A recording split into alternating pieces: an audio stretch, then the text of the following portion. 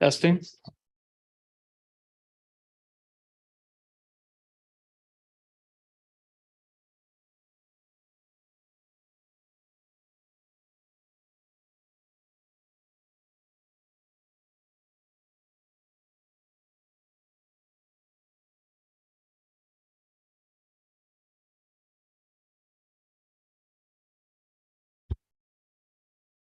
Today is Monday, October 23rd, 2023. We are at the Green Ladle and the school committee will call the meeting to order at 5:31 p.m.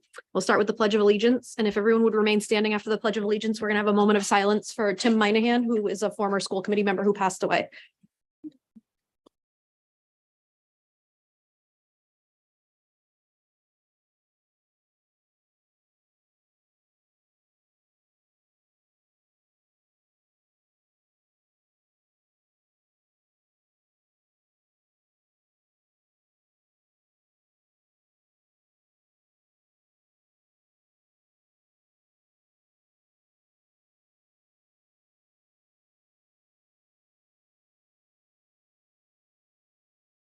Thank you.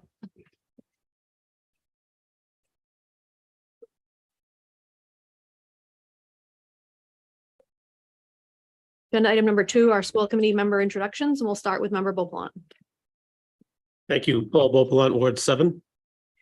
Megan Hurd, Ward 6. Ashley Medina, Ward 5. Elizabeth Eames, Ward 3. Janet Bowden, Ward 2. Bruce Damon, Ward 1.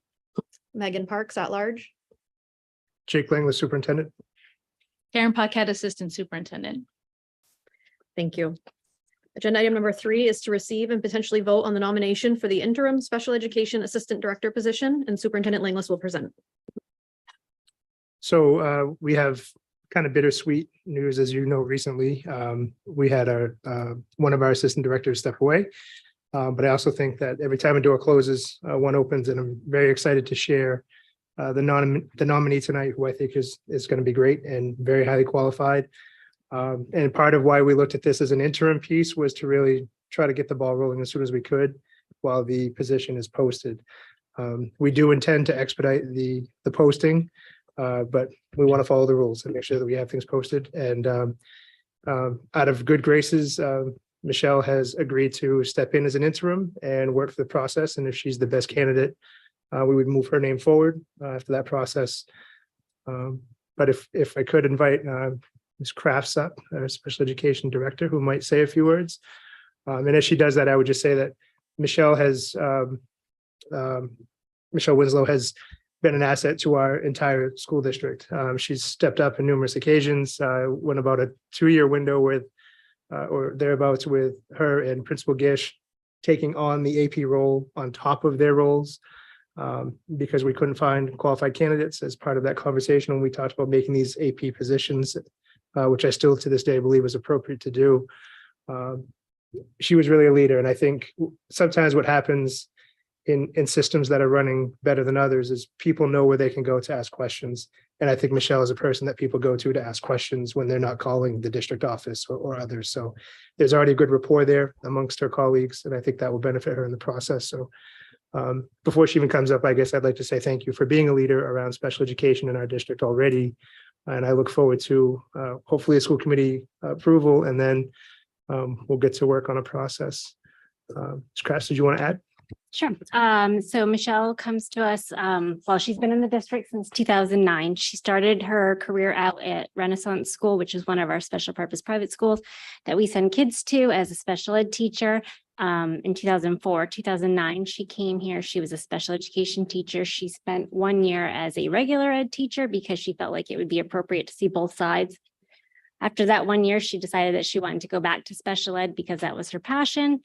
Took on special ed supervisor role for a year and then became an assistant principal, where she has been until now. Well, she came back to special ed a couple of years ago, but really she is big into teaching and learning. She understands the importance of data-driven instruction. She is somebody that I've worked with to pilot co-teaching for the district. Like, she does all in, she's very organized. Staff, students, parents respect her, and I couldn't think of a better fit. So I don't know if you want to come up or. she's nervous that she'd have to say something, but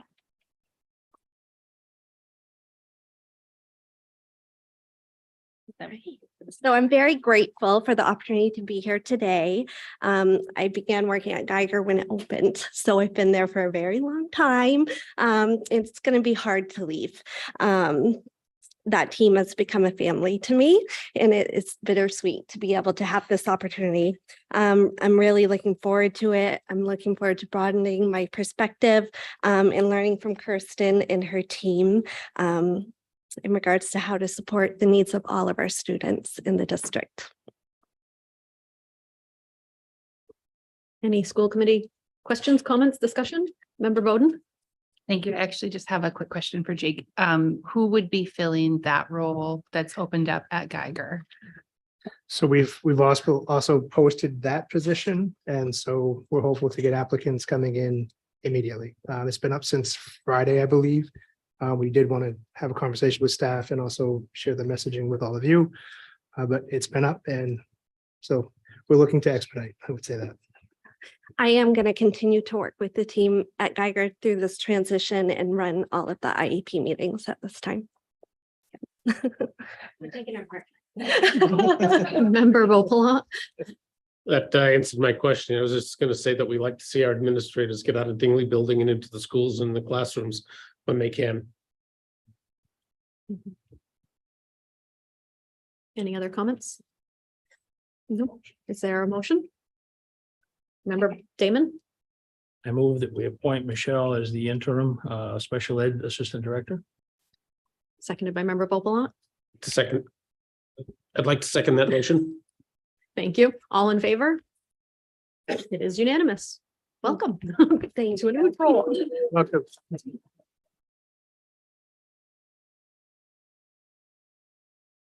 Next is the consent agenda. Are there any items on the consent agenda that members would like set aside?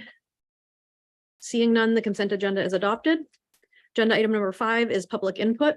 Members of the public may address the school committee for up to 3 minutes on non-agenda items now and on agenda items later. Comments that pertain to staff, personnel matters, or a student issue should be directed to the superintendent or the appropriate staff member of Lewiston Public Schools. Public comments shall be directed to the school committee and be brief, not repetitive, and related to the matter at hand. Before starting, please state your name, address, and affiliation to Lewiston Public Schools. Are there any members of the public that would like to speak?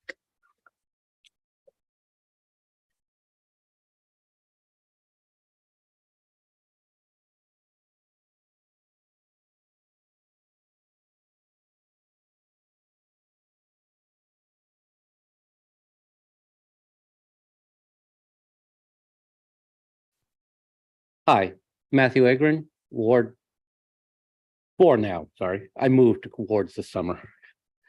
Hello, Superintendent Langlis, school committee members. We all know that Lewiston has great educators that all want our students to succeed, but we have a major problem. We have a shortage of educational professionals. Not unusual. There isn't a business today that's short-staffed.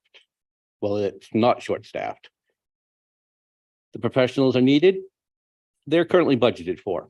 So it's not that we don't have the budget or we have a lack of classroom supplies, but simply our school system's inability to find the required staff members.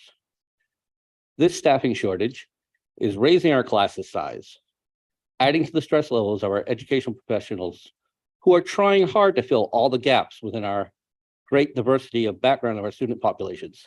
We have educators who are having to use their own smartphones to use Google Translate to convey to students what they're trying to teach. How long can we expect these professionals to continue at this stress level before they completely burn out and then leave, which also worsens our problem? As the class sizes are enlarged, how does that affect our ability to prepare our current students to thrive in our school system and be prepared to become useful members of society outside of our education system? What we need right now is an everyone on deck solution from the top down to help us get through this major crisis by using what we have available to succeed. Everyone's had this happen where they work. If not, I'm impressed. What I'm calling for our school system to do now is shift the majority of our professional teachers and coaches who work in support roles back to the classroom ASAP. These professional teachers and coaches were some of our best before they were moved up. This move would reduce all our class sizes and hopefully the stress levels on our educational professionals. While our school administrators continue to seek to fill the already budgeted but vacant slots with new staff members. I will say this is not a permanent solution because it's not sustainable, but it does show all our educational professionals that we care about their stress levels, and maybe we'll cut down on the number of teachers that we have leaving at the end of this year. Thank you. Is there anyone else that would like to speak for public comment? Seeing none, we will move along. Agenda item number 6, to receive and potentially vote on a field trip request to Bates College. And I think this is April presenting. So Assistant Principal April Karen's coming up, and Principal Bard's also here with Assistant Principal Jim Cliff. But just as a little precursor, which I think April's going to touch on, we for years had students participating in an aquatic or water program connected to different special ed programming. And then for years, because of COVID and whatnot, we stopped. And so April, I don't know if she was part of creating that years back or not, but because it involves water and involves some of our higher needs kids, certainly want to put it back before you, but something that's been successful in the past. So if you want to just hit the button and. There. So yeah, the school would like to bring back our swimming program that we had introduced to our RISE and functional life skills classrooms years ago before COVID. It was my last year as a teacher before I became an administrator. I worked closely with Bates College, just on a whim, asked them to see if their pool area was available, and they offered it for free. Once a month to our students. 2 lifeguards were provided for free by Bates. It was a successful program. The kids really enjoyed it. Now Bates College is offering us the pool twice a month, which will allow us to divide our students. So we're not bringing as many students. We're looking to bring around a dozen students every other Friday. So every student will get a chance to swim once a month, like they were before COVID. Also before COVID, I had become the swimming coach in hopes that Farwell could now participate in the Special Olympics swimming. And then COVID hit. And so if we are able to get this program up and running again, it's my anticipation to once again become the swimming coach for Special Olympics, and then we could compete next year. Do you guys have any questions? Is there anything you wanted to add? Nope. Member Roden? I just want to make sure that, I'm okay with this, but I know we've had some tragedies in the past when it comes to water in this district. So I just want to make sure that all of the permission slips that go home are in every language, and that you're getting a verbal and a written permission from parents. And is it possible that parents are allowed to attend to see their child swim? Bates College is finally opening up their swimming area to us, and their protocols were really restrictive to begin with. After speaking with the other admin, we would really like this to be just staff and students. We do have a 1-to-1 ratio going. We have flotation devices that we had put in a grant for when this all first started. The flotation devices look brand new. Each student would have a flotation device. When we used to bring students, they would wear flotation devices until they passed a swimming exam. Most of the students stayed with a flotation device. We had 2 who took regular lessons here at the Y every week. So they progressed. I would really like to have it be not an option for parents too. It's not a, I forget what I want to say, but a spectator thing that we want to do. It's something that is very therapeutically based. It's going to be run by our occupational therapist and physical therapist. We'll work on fine motor and gross motor skills. So it was, in addition to me having to stay on top of my staff and students while I was swimming. I also had to take care of the parents while we were allowing them in. I'd like to see this program get up and running first before we open the doors in that way. Member Bowden? Why do I always do that? I'm sorry. I wanted, thank you. Your request said number of students 29 and number of chaperones 31. I assume that's not all at one time. No, so we're gonna have staggered. them. Yep, Mhm. yep. Okay, thank you. Member Hurd? Thank you. I'd like to make a motion to approve the field trip request to Bates. Is there a second? Seconded by member Damon. Any further discussion? Member Eames? I just would like to encourage more opportunities for learning how to swim because of that tragedy that we had in the past. It seems like anytime we can help our students become acquainted with water, I think that would be to our advantage. So thank you. Member Bowden? Yeah, so I just want to make it clear that I'm okay with the field trip, but I really do hold some reservations about not allowing parents in there. I have a special needs sister, and I know that my mother-in-law would never have let her go to something like this without her being there. So I'm kind of sensitive to things like this. And so I just feel as though it's important that parents are able to be there and watch their children in the water, just in case. So I will vote in favor of this, but I hope that in the future, we're able to open it up for parents to be there. Just one more question before we vote. You said that there'll be 2 lifeguards. Yep. Is that for alternating weeks, or will there be both on Always 2 lifeguards. at the same time? Yes, And I'm assuming, since you said you were the swim coach, that you have somewhat of an extensive history with swimming? yes. Okay, so there's a lot of safeties in And place. we also have 4 staff who are CPR certified. Perfect. Okay, thank you. Any further discussion before we vote? All in favor? It is unanimous. Thank you. Thank you. Agenda item number 7 is to review and potentially vote on the first read of the following policies listed on the agenda as A through G. Is there any discussion?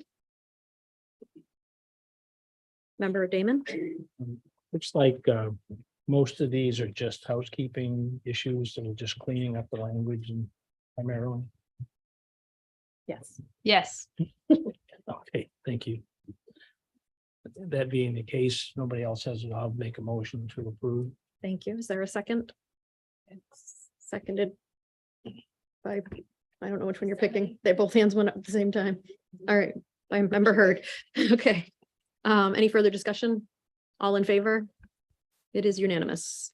Agenda item number 8, to review and potentially vote on the deletion of the following policies listed on the agenda as A through G.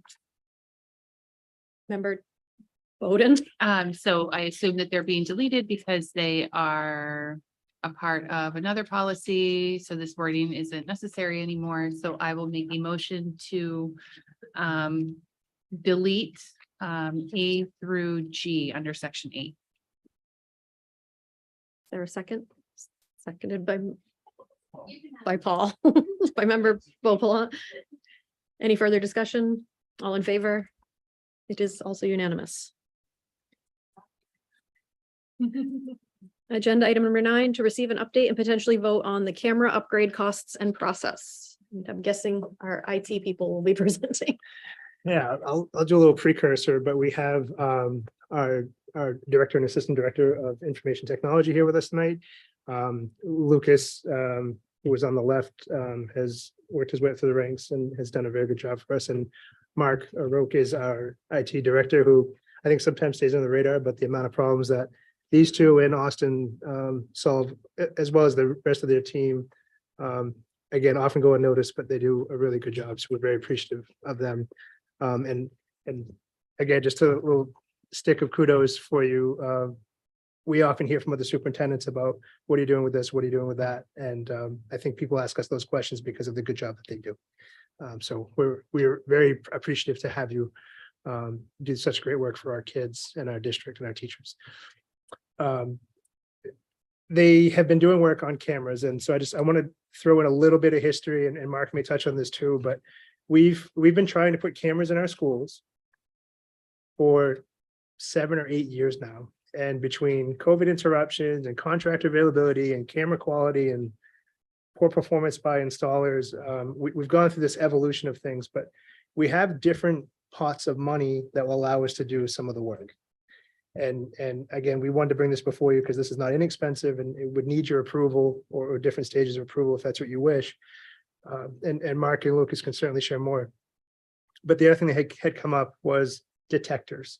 And I think vape detectors was I don't want to say a buzzword because that's a real issue, but we also had occupancy concerns. So what is happening in some of these individual stalls, these individual bathrooms, or even larger bathrooms where if someone goes down and they say, help, and nobody hears that, or the door's been closed for a long time, nobody knows what's going on in there. So from substance use, abuse, potentially overdoses, severe illness, seizures, there's lots of reasons why we would want to have an occupancy heads up for a restroom, and also for safety if someone's yelling for help, or if there's different things going on in the bathroom. Mark and Lucas can certainly speak to the different equipment better than I can because they have vetted numerous options. So without further ado, I turn the mic over to you and see if you couldn't fill in the committee on the different layers of the project. I can't even begin to explain to you how much work they put into this, walking the grounds, getting input from people on ideal locations, what quality, what kind of camera, times 100. Go ahead. Let me open with one of the reasons we're able to solve the problems we're able to solve is because of the support that we get from our leadership. When we come to Jake and Karen, we come to you folks, we know that we can have a reasonable discussion and a look at what the objectives are and that we can get work done. So we really appreciate working in an environment like that. We saw an opportunity some months ago to really reestablish our hold on how security cameras and sensors work in our district. And so we undertook to not just go to RFP and bid folks in, but really take some time to test the equipment. So we talked Cisco and Verkada and Motorola into letting us borrow some equipment for a while and test it and have some of our people who use cameras every day look at the interfaces for that equipment. Because one of the areas that we found that was lacking was the ability to get the piece of video that you want when you want it. Our district does not have someone sitting behind a multi-camera, multi-wall system who's specially trained in cameras who can do that for us. So we needed to find technology that principals, assistant principals, everyday folks who use this gear can find what they need quickly, information from data. And so that was a really big driver in our testing and evaluation. Lucas, maybe you can fill us in a little bit. We actually had on the interface an impromptu test of this system. Yeah, more recent incident came up in one of the buildings, and we needed to access the information to basically determine what occurred there, come up with some evidence and so forth. And it's unique to that building because we actually had some of the demo equipment there, and we also had the existing equipment there. And it worked out well that where the incident mostly occurred, we kind of had both pieces of software essentially to look at it, and kind of went in old school. This is not stuff I'm in and day out. So it's always kind of new when something comes up to get that information regardless. And with the old system, started down that road, and you basically have to bring up the camera, look through the history, and you can kind of see activity, but it could be any activity. It's really, really sensitive. So you're looking at, in many cases, hours worth of work for maybe a 10-minute incident in some cases. The demo camera was in that location. I got more than enough data for what I needed, and it took maybe a half hour to collect all the data and then confirm everything that was in it and be able to send it up the chain to folks who needed that. So looked at something that went from like kind of an all day, did I get all the information I needed, to something that was quick and actionable. So definitely great from that perspective. Right. And that speaks to the technology that we chose for Verkada. And we chose Verkada as the technology for both the cameras and the sensors for just how well that interface works and how well it will help us identify the pieces of information that we need quickly. We also went through a pretty sizable walkthrough process. You know, during the RFP, when vendors want to come and look at the building, we elected to walk each vendor through individually so that we had time to interview with them. Lucas, how many miles did they say each walk through? Total walkthrough, it was about 38 miles through all vendors to go through the buildings, and it wasn't all the That many buildings in the times, district, right. yeah. Right. It Um, was Dingley, Longley, McMahon, Connors, and Farwell are the buildings we're addressing with this RFP. And so with that, we would like permission to move forward with this project. So just a couple of the caveats to, I'm gonna really make it kind of Jake terms, because it's how I think. Does it work when you need it to? Which we've had some experience around that. One example, which I know you know, but maybe not publicly, when we had a situation where there was a threat at the high school a few weeks back, and I was at home, 1 o'clock in the morning. We thought we had a new angle on a different lead, so we need a different camera angle. My network was wonky for whatever reason, and I drove up and sat in front of the high school and got on the network that these gentlemen build and support, so I could access the video, which still led up to a spot where there was a 10-minute glitch because of a reboot that they did, not us. And in that 10-minute window that I spent 3 hours trying to get, we were not able to secure the video we needed. But to me, that's that antiquated infrastructure that it was amazing, 5 years ago, that it's not amazing anymore. So we're looking to upgrade that. It won't be everywhere. This is a phase, but also we have to make sure that whatever system we use doesn't leave vulnerabilities to our network and our student privacy information. It doesn't set us up for some other failure. It's a battle every day to make sure someone's not on our network doing things that they shouldn't do or trying to create ransom situations. But again, they work to vet that to the best of their ability. So that work's been thought of. But really, when we have a situation pop up, we want to resolve it right away. And we want to be able to know that this happened in the back corner of the cafeteria, that we can go pick the back corner of the cafeteria, have the video work, have it be accessible, make it so that we can download, so we can review it, share it where appropriate, and then follow it and do what we need to do. The new software, I believe in one of the corridors at the high school, for a recent situation, is that the one that was tagging individuals and you can Yep, kind of follow it Okay, along? do that. Yep. So I'm going to speak about this in some kind of code because I'm trying to appreciate privacy. We had a student who was in an altercation with another student, and there were a lot of dynamics around it that included a handicapped accessibility scenario in which a student actually left a chair to go about 20 yards down the hall, maybe more, to physically confront another individual. And the story that was given was very different. And then we're able to use this new software to pull the video, and it tags the person in a square, almost like you'd see in a movie, and it follows them. So you can patternly follow them through different situations if you need to recall that. So it's very helpful to have the two stories not match, and then to see what someone was doing with the chair beforehand that caused a bump in the road that turned into a hands-on situation 20 yards down the hall or so.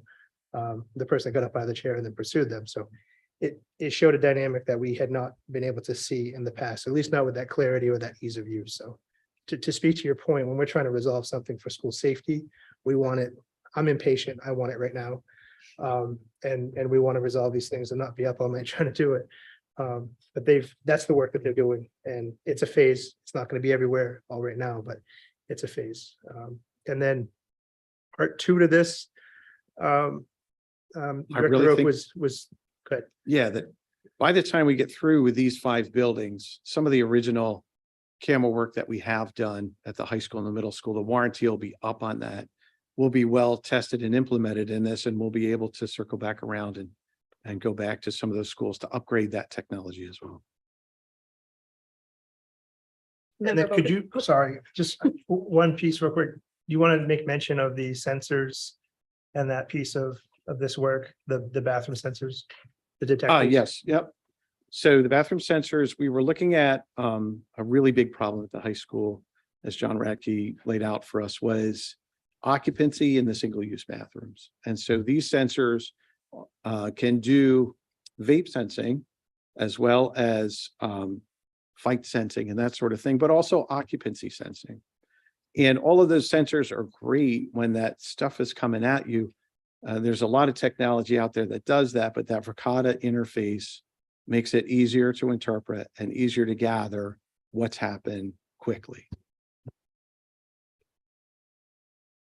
And last but not least, and cost wise, this came in much lower cost wise than I thought it would. And I know the committee has said, can you look into the detectors more?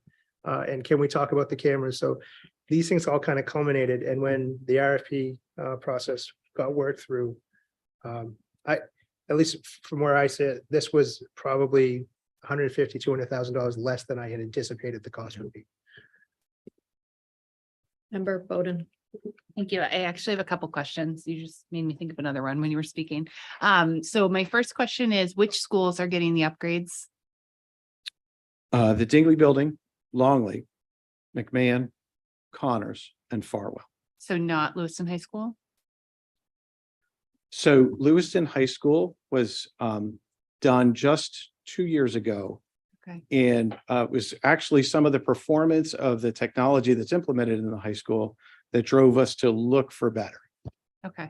And so we wanted to get to these schools. McMahon and Connors both have very old technology. If you speak to the principals, you'll find that they can see that something happened, but it doesn't seem possible for them to identify the who in the situations. And so they're really in need. Longley, as you know, has been a hotbed of activity, and Lucas's story kind of centered in that area. Sure. Farwell as well. And so my next question, I guess, is for the sensors in the bathroom. I assume those sensors are for Lewiston High School. That's correct. It's just the high school and the middle school that we Okay. have these sensors. And so you said that they detect vaping, which is great. And did you say physical altercations? How does it detect physical altercations? In the sense that you might have loud screaming or banging noises. Okay. It's not necessarily listening for language and interpreting language. It's listening for sudden noise volume. Okay. And then how long before it alerts whoever it alerts that the door's been closed for more than 5 minutes, or like, what is the time frame there when you're looking for kids who are just genuinely skipping class and hanging out in the bathroom and watching their phone? or That's something? genuinely something. That's actually a question for Principal Radke, I think. Okay. The technology is capable of allowing us to set those thresholds, and we can really set them differently one bathroom to the next, depending on where the trouble is. So it's very flexible in that way. But as a matter of policy, I would ask Principal Radke where you would like to start with that. And the sensors are just on the doors, or they're actually in the restroom? It Like, might look like a small hockey puck up on the ceiling, very similar to some of the things that we see here. and something that can't be tampered with? Well, Necessarily? anything could be tampered with. Well, I I'm- mean, I'm hopeful that the technology would notify us who tampered with it, which, so Can you the put, like, a other metal layer to casing this over it that is or always something? helpful is, we find out, say at 1:50 in the afternoon, that a bathroom's been beat up on. And we don't know if that happened at 1:49 or 7:30. If no adults were in there to notice it, to report it, we sometimes don't know. So these detectors would, in my mind, it would help identify that something's being beat up in the bathroom. So it would help us save thousands of dollars of repairs every year in bathrooms and bathroom stalls, but also narrow that window to say, no, it was from 1:43 to 1:47 was when we got an indicator that there was things going on in there, so we could see who's down the hall, who's in and out, those kinds of things. So it should help us resolve matters. Question for you, this is actually for me, Director Roque, the new interface, will that be used with the existing equipment, or will that just be separate for now? For now, it'll be separate. And what we'll be able to do is tie in, as you say, the time frame. If we have a time frame from the sensor for when it happened, we can still go back to the camera system and look at that hallway. However, once we get to integrated cameras and sensors, it will be at the point where the cameras will send you a video clip back of the closest camera to the incident to help you identify. that kind of answered my last question, but I just want to say it out loud so everyone hears it. there will be no cameras in the bathroom, correct? These sensors are just There will microphones be that are no listening? cameras in the bathroom. The Okay. sensor is simply a hockey puck looking thing that does not record sound and it does not record video. Okay, thank you. Member Eames. I'm just hoping for a little clarification on the difference between an occupancy sensor and a sensor. So there's a sensor list. Current bid for sensors is one thing, and then full bid price for something else also called a sensor. So I'm just curious what those refer to. So that may just be the way I wrote the memo, but it's one and the same. So Oh, the device that there's- goes on the ceiling or in the bathroom would do that's the sensor that does occupancy. It does vape, it does the loud noises, it does all of those well, things. that's 62,000, and then there's 38,000 for something else. And what's that? So we had done a few months ago, I think, Jake, there a bid for the vape sensors that was limited, very limited in scope. Okay, And there was, I think it was Motorola technology that they were looking at the time. So we brought that out here to show that's what it was, but we're talking overall between the high school and the middle school, 45 sensors that all do the same thing. vaping, Okay, occupancy and those thanks. things. That's all. I Yep. was just confused. Yeah. Member Hurd. Thank you. So the sensors, do they go to somebody? So like, is it hooked to like an admin team or somebody there? So if like the vape sensor goes off, someone will be alerted, or, a fight or something like that? How does that work? You've exactly hit it on the head. When we're installing these, we'll be working with the company to get training for the administrators in the school. So the SRO, assistant principals and principal will get training on how the interface works and will communicate to us the hierarchy of who gets notified when and who's going to respond. And it's instant. So we have a different emergency system right now, a panic button type thing. And it's set up to do certain things. I don't want to dive into it too much, but if someone hits certain buttons at different buildings, I'll get an email immediately. So that then there's a whole train of people that get that. And I know you said it can sense like loud noises and stuff. Are we talking like, can it differentiate between like gunshots and stuff like that as well? I know we don't want to go down that road, but I'm thinking safety. Well, if it detects loud noises, I would just say that whether it's a scream or a gunshot, it's going to get a response. Thank you. Member Bokola. I'd like to thank the superintendent and the technology department for the thorough investigation of this project. I've always been concerned in the past that when we've had some big ticket items, not concerned, not worried, not even suspicious, but it's a little voice in the back of my head that we really didn't look at it from all angles. And I really want to congratulate everybody for the work they've done on this.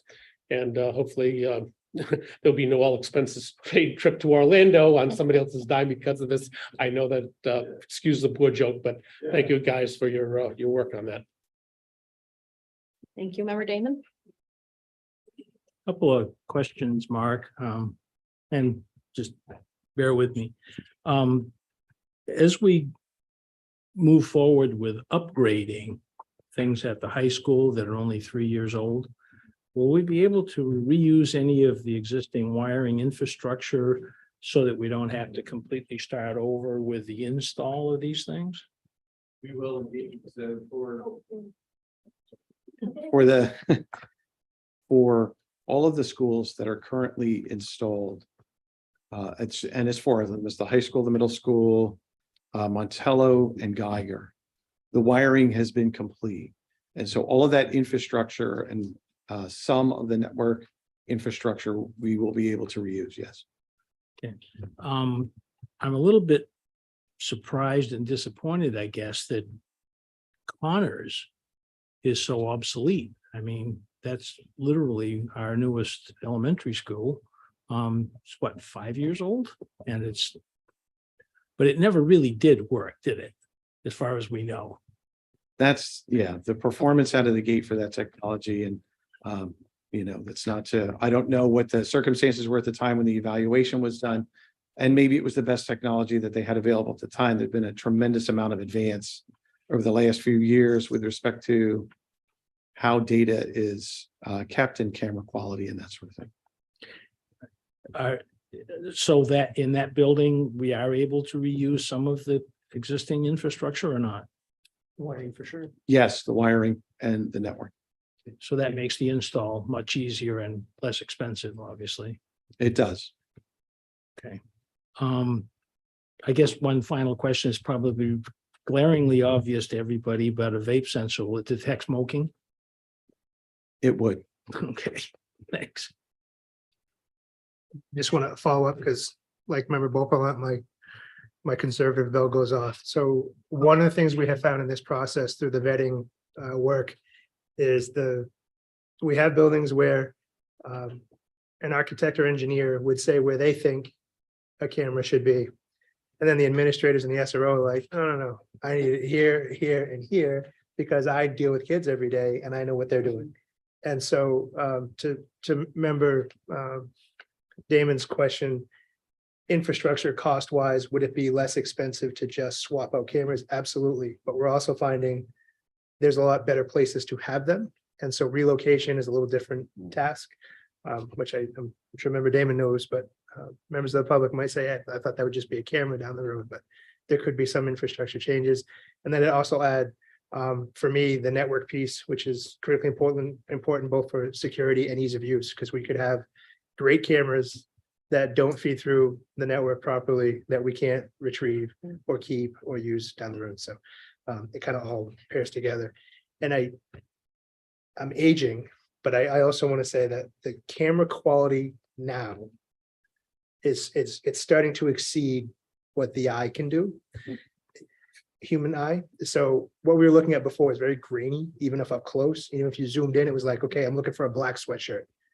I mean, now you can see, shades of makeup. You can see detailed, facial imagery, at least more so than by far than what the old cameras would do. So it's a significant upgrade. I have a whole bunch of questions.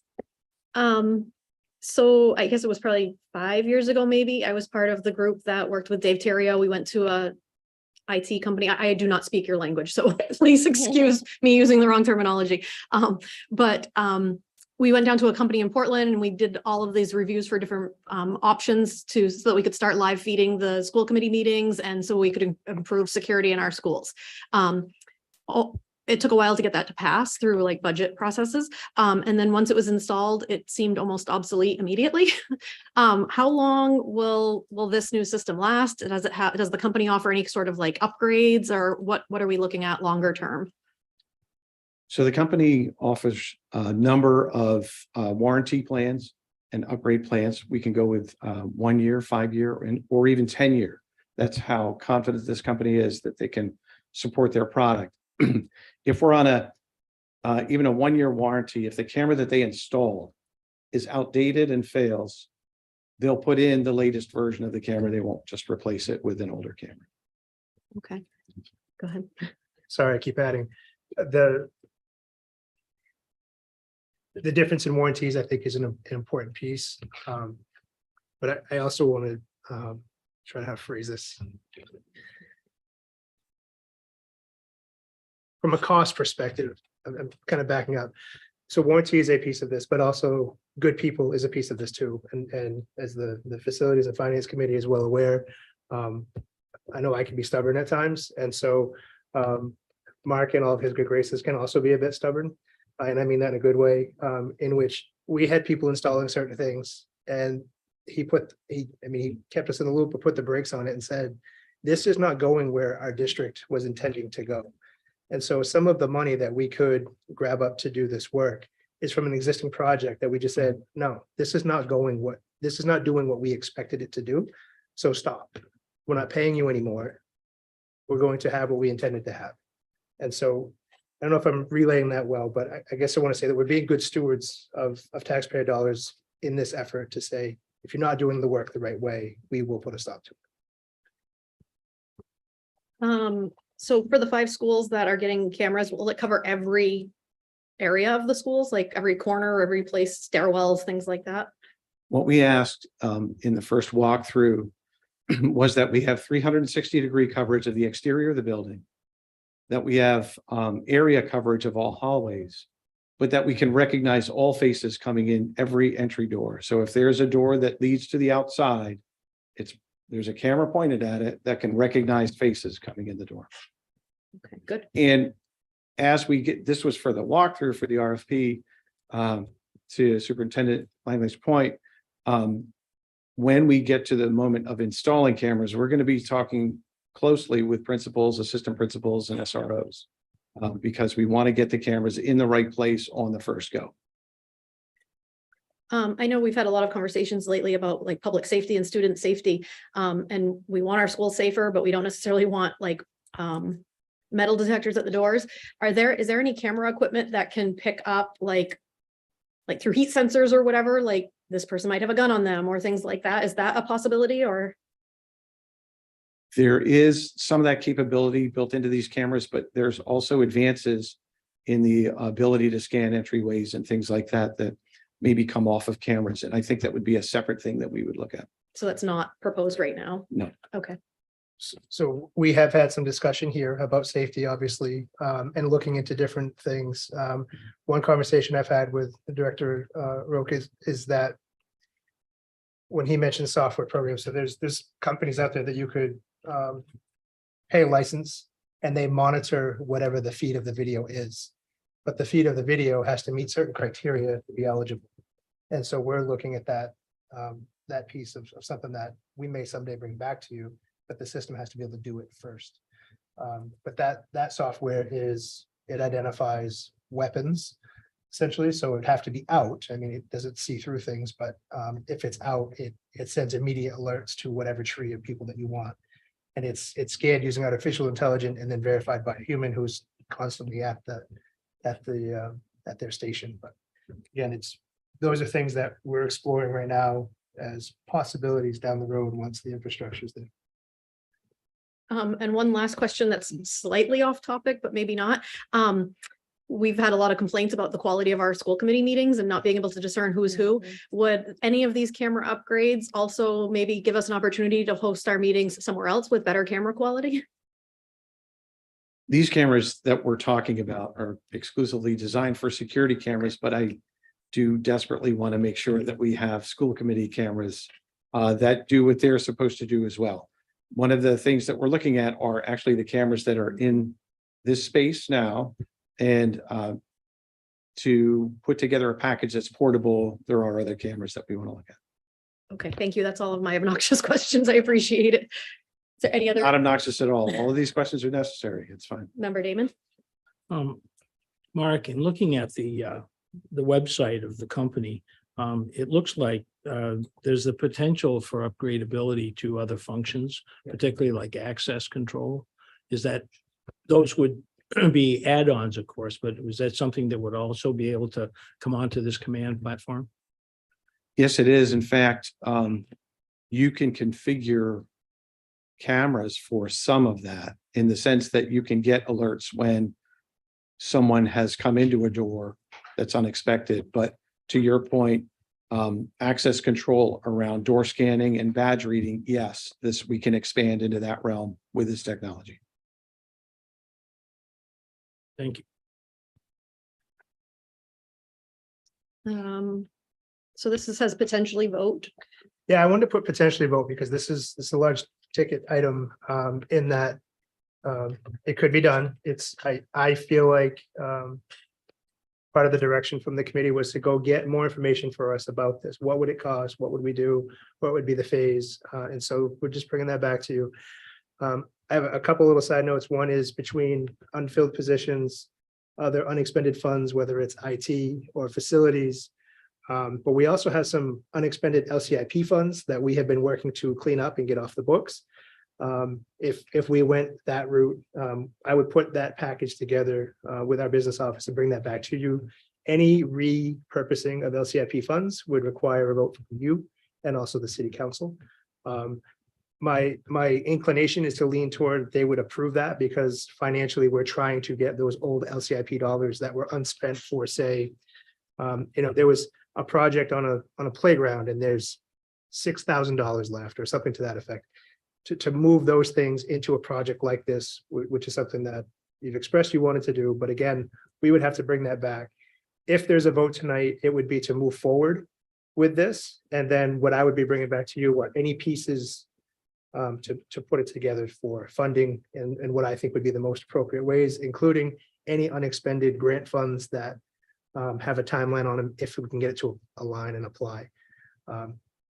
Having said all of that, there may be other steps for funding specifically.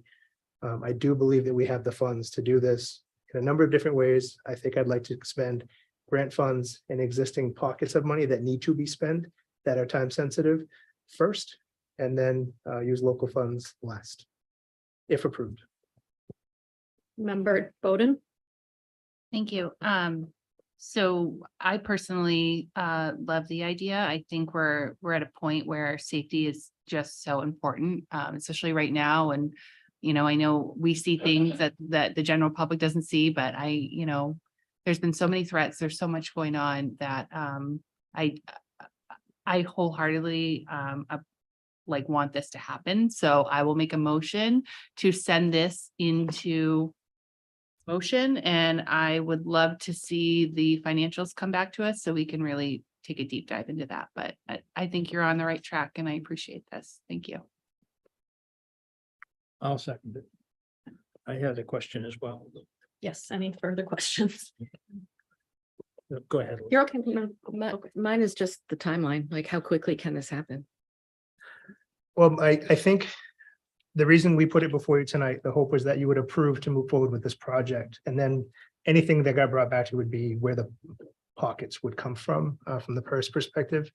And then from a timeline of installation, Mark, maybe let's speak to that better. Yeah, we asked our companies in the RFP to begin work almost immediately. So in the November timeframe, once an announcement is made, with the hope that we would be through the 5 buildings by the end of the summer.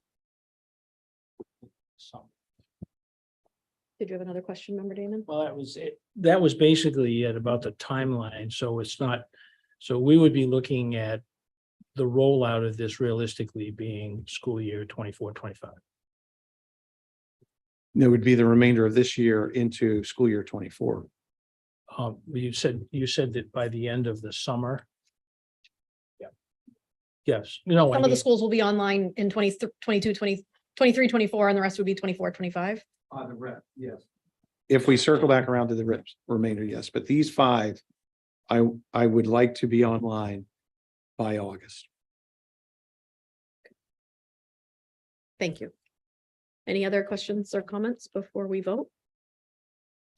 Yep. I just want to be clear that we're voting on the right thing because part of what I heard was I would bring stuff back, but is it the intention of the committee to vote to approve to move forward with this? And I will bring back anything that needs to be voted on as it relates to contingency for funding. Okay. Can you, just before we vote, specify what is the dollar amount at this point? Yeah, and so in the memo I shared, and I did put in,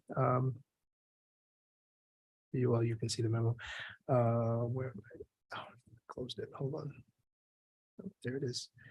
$409,442.09 was the requested amount to get this project rolling. All right, everybody's good? We're good with the motion? All in favor? It is unanimous. Thank you for pulling all this together for us. We appreciate it. And thank you again for your support. We really appreciate it. Thank you. Thank you all. Appreciate it. Agenda item 10 is to receive informational review of financial reporting. Superintendent Langless will present. So I'm multitasking because I saw something fly across the back of the room and I asked Karen if the doors were open. And I didn't know what he was asking me. So I went to check the door. I didn't know what he wanted. I saw a fly. No, it was like a, moth size something. So I'm just thinking if the front doors are both open, we should close one. Yeah. And they're not. And the crows will come in chase.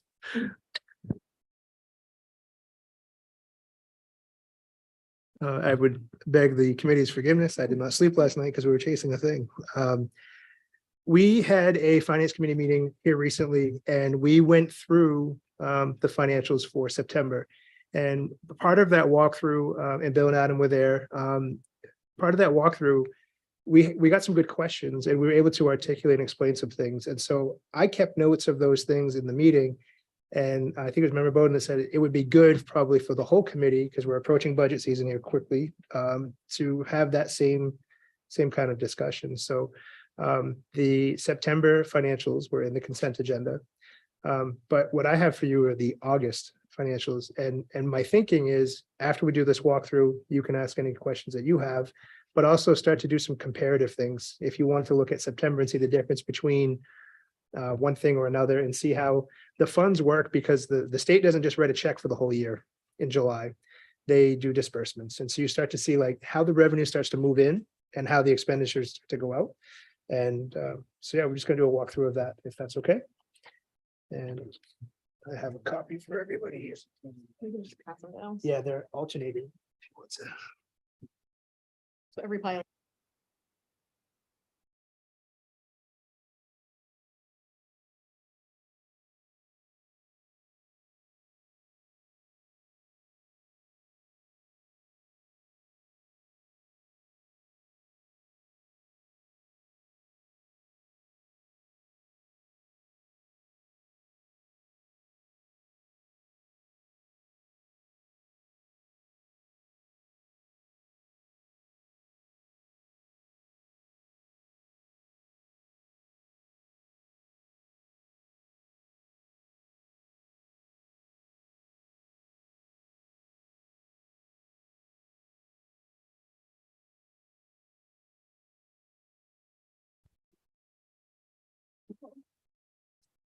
So again, this is part of the world I live in, so I want to do a couple of things. One is do a walkthrough pieces, but I also, and I don't mean this to be any kind of insult. Like I think I worry at times that because I live in this, I can just get going and I can use abbreviations, things like that, that the only people that know what that means are the people that live in this kind of document every day. So if you have any questions at all, feel free to stop me and ask, feel free to write it down. I can come back to it. But really just wanted to do a walkthrough. So if you're looking at the first page at the top left, it should say City of Lewiston, and it says LPS General Fund Revenue Report. And it says 8/31/23. So that very top page is exactly what that says. So this is revenue. This is money coming in from various sources. And what you see when you see the different columns, they all represent different things, but the indicators are above it. So if you look at the first line that's shaded in gray below the header that says 1,000 general fund school.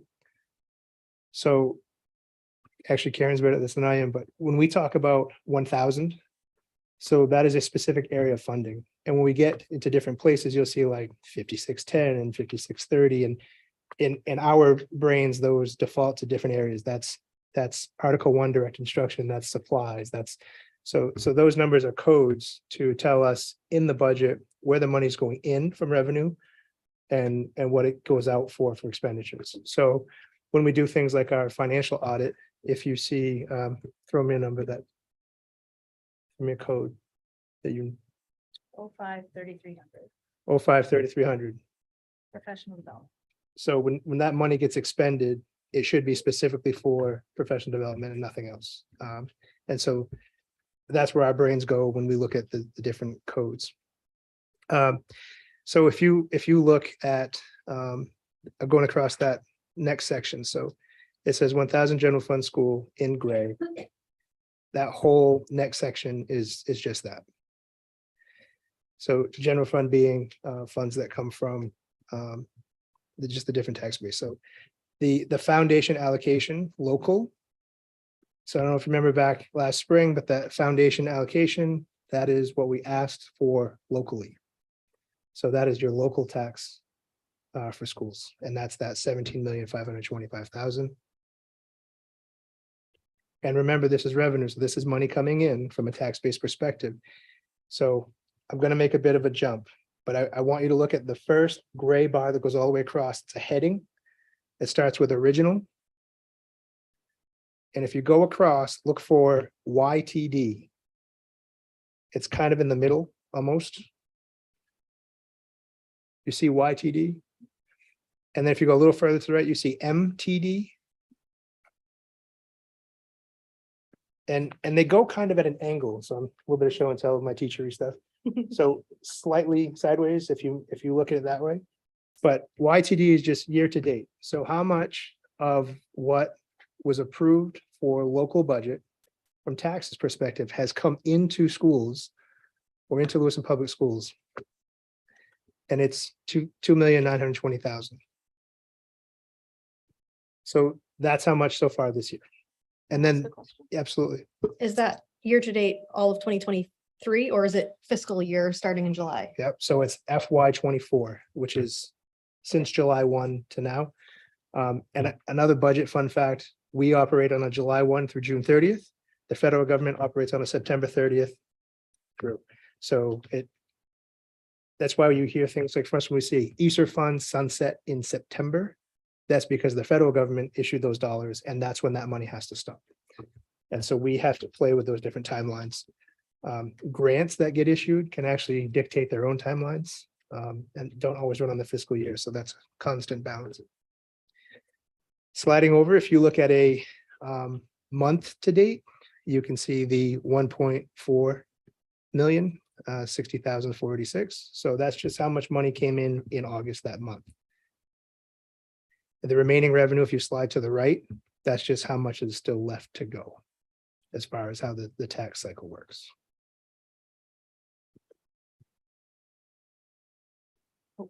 Sorry, member Heard, go ahead. I was looking down. That's okay. For me, I look at like big numbers. That's like what catches my eye. So the GPA subsidy state, that's a very large number. Can you just explain to me that one and like what it does? How do we get it? How does it come in? Where does that money come from? Sure can. So if you're looking on, that is 1, 2, 3, 4, 5 up from the bottom of the 1,000 codes, and it's 043,111. So that's your state subsidy. So that's how much money comes directly from state as part of our revenue. So if you pair the two together, it's how you get your allocations there. And the state distributes them in cycles. And so it varies. And then they do some calculations throughout the year. It depends on, well, how much did you spend on local entitlement? How much did you spend on special education? What are your October 1 counts? That starts to fluctuate the numbers a bit. I just have a follow-up. So this is me being naive here, but GPA, I automatically go to like your GPA as a student, right? So that is not based at all on any sort of ranking where we are with the state, what grades our students have, like anything like that. That doesn't have any way whatsoever on that. No, so that's called general purpose aid. And when we dive into I know you hear me talk about a lot in January and February, is the ED 279. That's that state document that has ratios and deciding factors that they work into the funding formula. And that's where they come up with that 68,757.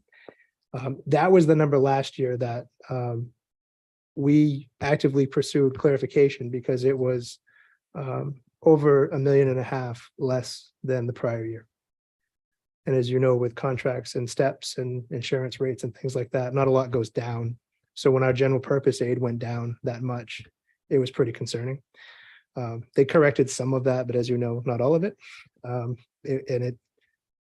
We're hopeful that this year it turns out a little better. The only other question I had is the main care one that's coming in. Is there a way for you to get us like compare from last year? Because I know this budget cycle we talked about like we're doing more, we're trying to, we have people that are working on submitting all these, and just to see like if we're succeeding in that goal. Is that possible? I'm snickering because I think last year our total revenue from main care was maybe what we brought in last month or within the year to date. So I don't know the exact number, but if my memory serves me correctly, it was pretty close to where we are right now for just this part of the year. So Good, that's what I want to hear. Thank you. Member Bowden? I mean, I kind of did, but Jake answered my question. You're gonna continue, right?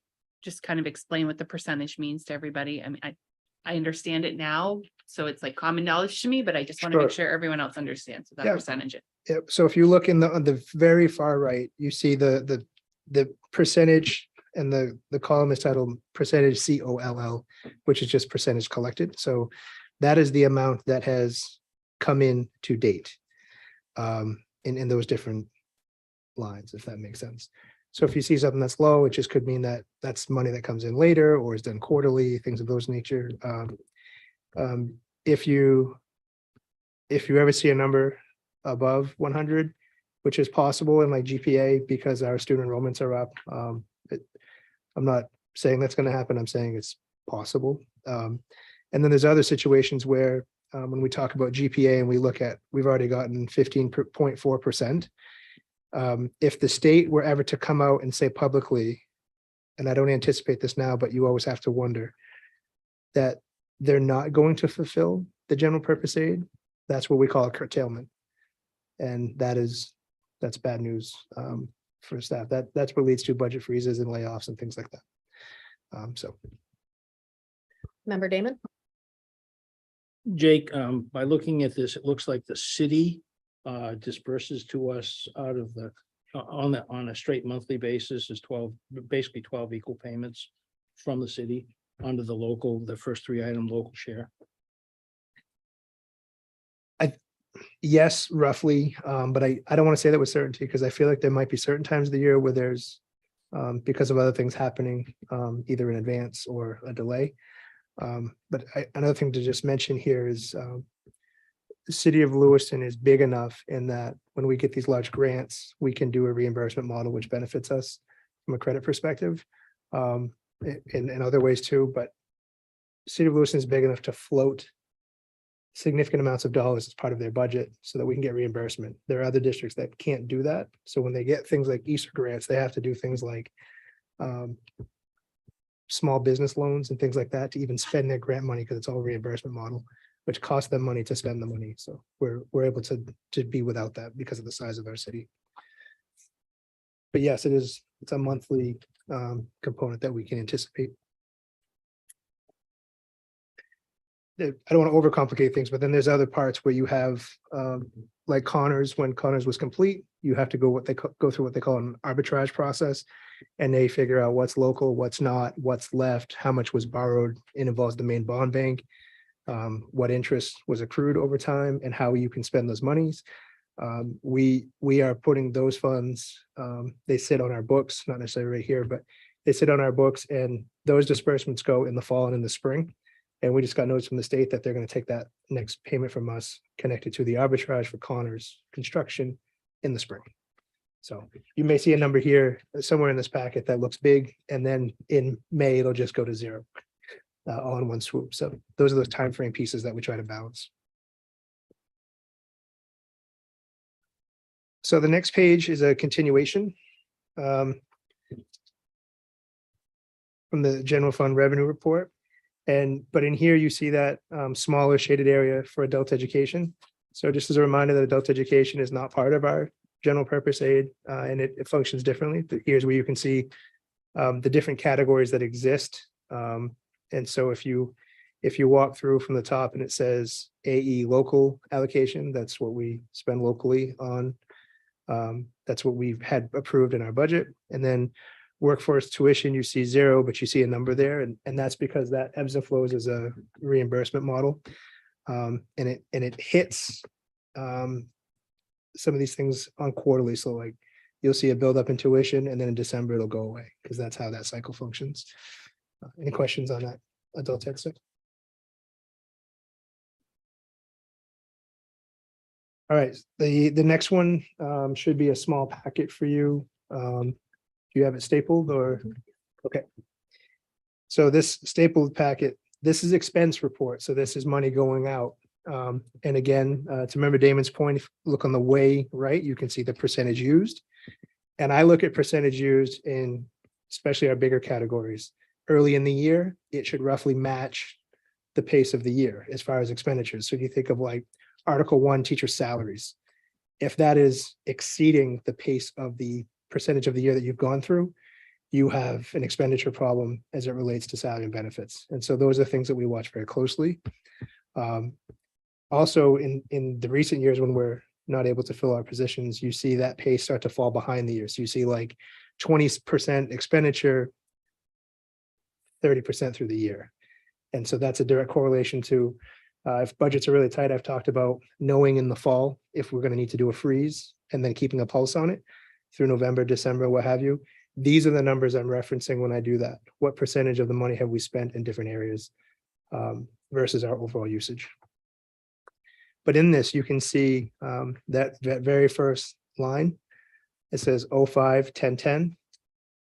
That's one of those object codes. So again, Karen's better at memorizing these than I am, but I memorize the numbers, which is ironic. The budget numbers, but less the codes. But 05, 10, 10 is always salary for teachers, all of our CPs. And so you can see the initial amount around salaries. But remember, these are broken up by special ed, CTE, all those different areas. But if you look way to the right, you can see 0.9% used. And you'd think in a month we would use more salary than that, but not in August because teacher contracts start when school starts. And so August is a less expensive month because we haven't started making payments to staff for the current school year. And then you'll see if you look at the September report that was on the consent agenda, that will jump. I just realized that my packet was out of order. So the one that was next for me is the LPS Adult Ed expense report, and I think he's on the LPS General Fund expense report. Oh, yes. Okay, I just realized that. So, Yeah, 0.9 David. yes, I'm sorry. My apologies. One thing that you will see if you look about almost all the way over here, it says encumbrances. So those are just open purchase orders. So if because we budget money as spent, even though it's not spent yet, so we can keep our books accurate. So if you see going way down, you see 18,426. That's just an encumbrance, and I think that was unemployment or no, sorry, tuition reimbursement. So that's what that negative 18,426 is. And so when you see a negative on an encumbrance, that's a good thing because that means that's money coming into us through different grants. As you know, we did the apprenticeship effort and we're trying to use the Alphon dollars to support our teachers getting more and more credits, and that's what that represents. Over to the right toward the top in the percentage used, you see a high number there, 46.5%. So that was summer work. So that summer work should be higher than others. It's work that sometimes continues throughout the year, but early in the year, if you see a high number, you have to wonder what was spent in July and August before you got to today.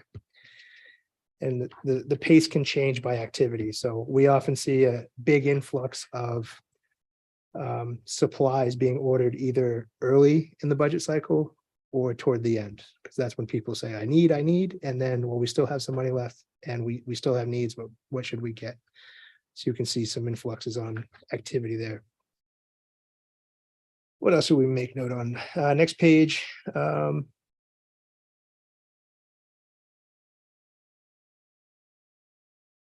made a note on contracted services, which is 05-3000. And you can see, again, it's another area where there's encumbrances. So some of those encumbrances are around grants and things of that nature, and it lives in here. You'll see building maintenance and repair. So when we pay people overtime to get schools ready, we pay extra summer help to help with installation of all kinds of things, from technology to facilities and maintenance. You'll see that number up in that right-hand column at 35.3%. And then you see other things that I make note of, like internet connectivity. I think I'm looking at the right line. It's 0. So that's how much was budgeted. And then there was an expense of $2,276. And then a monthly expense of $150. So when I see that, those are, when we talk about like budget corrections, those are things that start to stand out to me immediately. And I'll say, I want to know what that cost was. Actually, Adam does more of that than I do, but he'll tell me about them.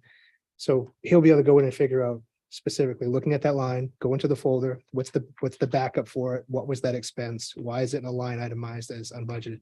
What we often find is it could have been a clerical error. But where it exists in the budget, why does it have no funding and all that? Oh, yeah. Thank you. So again, looking at big numbers, this kind of just jogged my memory. I was looking at tuition private schools. And so I just am looking for maybe like a little bit of an update, because I know we had talked about at the beginning of the year, maybe end of the summer, some stuff that was potentially going through that maybe had not gone through that would affect our tuition private schools, and if there's any update on that. Yeah, it's a good question. So the legislative session goes back in January, and the latest that I've heard is there's an intent to set a rate and have it be daily. So we're looking at an impact there. But I also want to note that while we're trying to program as much as we can inside to not send kids out, we also have more kids of need, so there'll be more cost there, even if we're really good at trying to get the main care and also have programs up and running. But yeah, there's still some more legislation around that coming. Mhm. That's all I took for notes on those couple of pages, but does anyone have any questions around those items?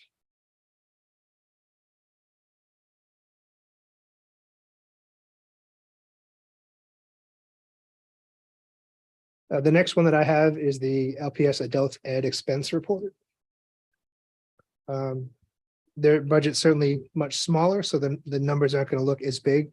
But again, Adult Ed operates on a very different schedule. So you could see some courses that they've done that are already expended because they're done with them. And you'll see other things that are very low because they haven't yet done it. So for one example, on page 2, you have Adult Ed academic GED related costs, and the percent used is 0, because most of that programming happens to work parallel to the school year. And so they wouldn't have had any expenses yet in August. They have a lot of money in from grants that goes right back out because of cost for contracting services that provide them and what have you. Questions on that? Okay. All right, the last one I have is the FY23 summary of grants and special revenues. As you can see, this is 2.5 roughly pages long. So everything you see here, these are grants. And if you look at the fund, you can see how these all run down through, but when you see carryover, it's just unspent funds and the available balance. So we look at those two things together. We sometimes have rules on these different things. So Girls Who Code, the very first one, is a good example. So we have, as of August, $9,010.54 to spend. But I know for a fact the Girls Who Code grant or funds that were donated or given, they have very specific guidelines. The title might give it away, but it can't be used for certain things, right? So it can't be used for esports, which would be a tech related thing, which is like Girls Who Code. But even if it was girls who are doing esports, it's not coding. So we often run into ideas around how we could spend funds, but if it doesn't align, it can be challenging. You also might see something like Girls Who Code in that first line. You see it again, 1, 2, 3, 4, 5 lines down. That's a different disbursement, and that one happens to be of the same thing or similar thing. There could be new goals, new guidelines. So, for example, you could have someone say, me and some donors, we want to help get computer science up and running at the high school. So in year 1, we're going to fund some equipment. And if you can get 15 kids into that class using the equipment, we'll fund the teacher for year 2 and year 3. And if you can fill that class and have advanced students preparing to go toward the workforce, like a tech program, then in year 3, we'll pay for 2 teachers, and you could have like an AP class where kids are taking this program. And in the hopes that it has enough draw from kids that it would be something that we wouldn't necessarily want to take on as a new expense, but shift expense to say, we really need to keep this afloat because kids are moving in that direction. If you read down through these, if you have any questions about anyone, please feel free to ask. Happy to answer any questions that I can. I might have to do a little research because there's a lot of them, but On the McKinney-Vento line, is the 61,000, that's all we get on the second page? That's all we get for the full school year for district-wide? I'm sorry, what was the question? McKinney-Vento, the 61,743, is that our entire Yes. for all schools in the whole district for the whole year? Yes. And we only have 4,000 left of it already? So this was, I believe, was this the June or the August statement?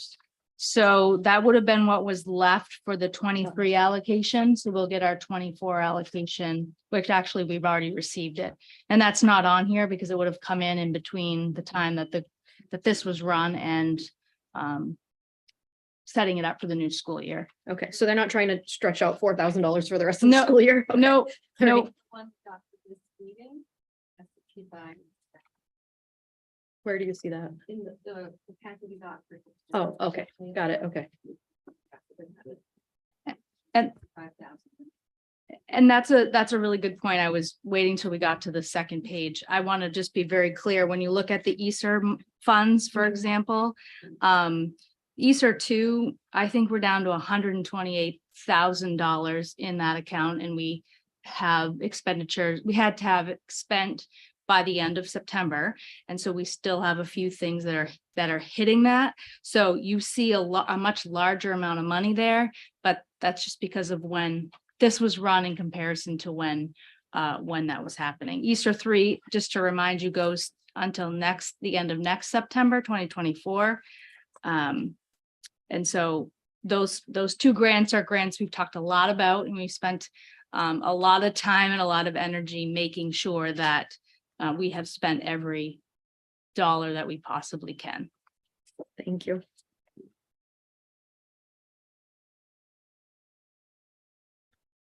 one other item, on that same page, the third one down, you see the 277,000. When we talked about not being able to fund summer school and we went after the reallocation grant funds, that's what that is. So that was that summer school funds. And again, this is end of the month in June numbers. And that's why you see that large amount, because that money comes in right around then to be used for the summer, which is tricky from a budgeting perspective because you don't know if you're going to get it. You don't know if there's funds to be reallocated because it depends on who didn't spend what statewide. So that's a bit of a spider web. The next section down is adult education. You can see the big one, the apprenticeship grant for $1.4 million, focuses on construction, medical field, and we're also dabbling in the education realm for those pathways with teachers. Last page, and this one is LRTC, so the Technical Center. They receive different fundings through different grants, as you can see, Bridge Academy, Perkins, and also CT Industry Standards.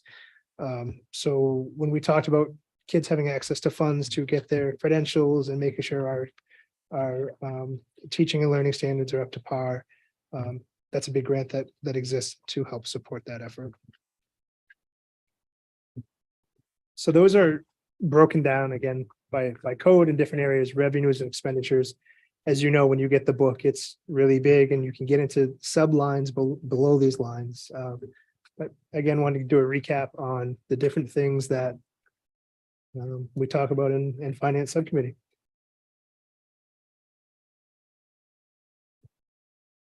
Okay, thank you.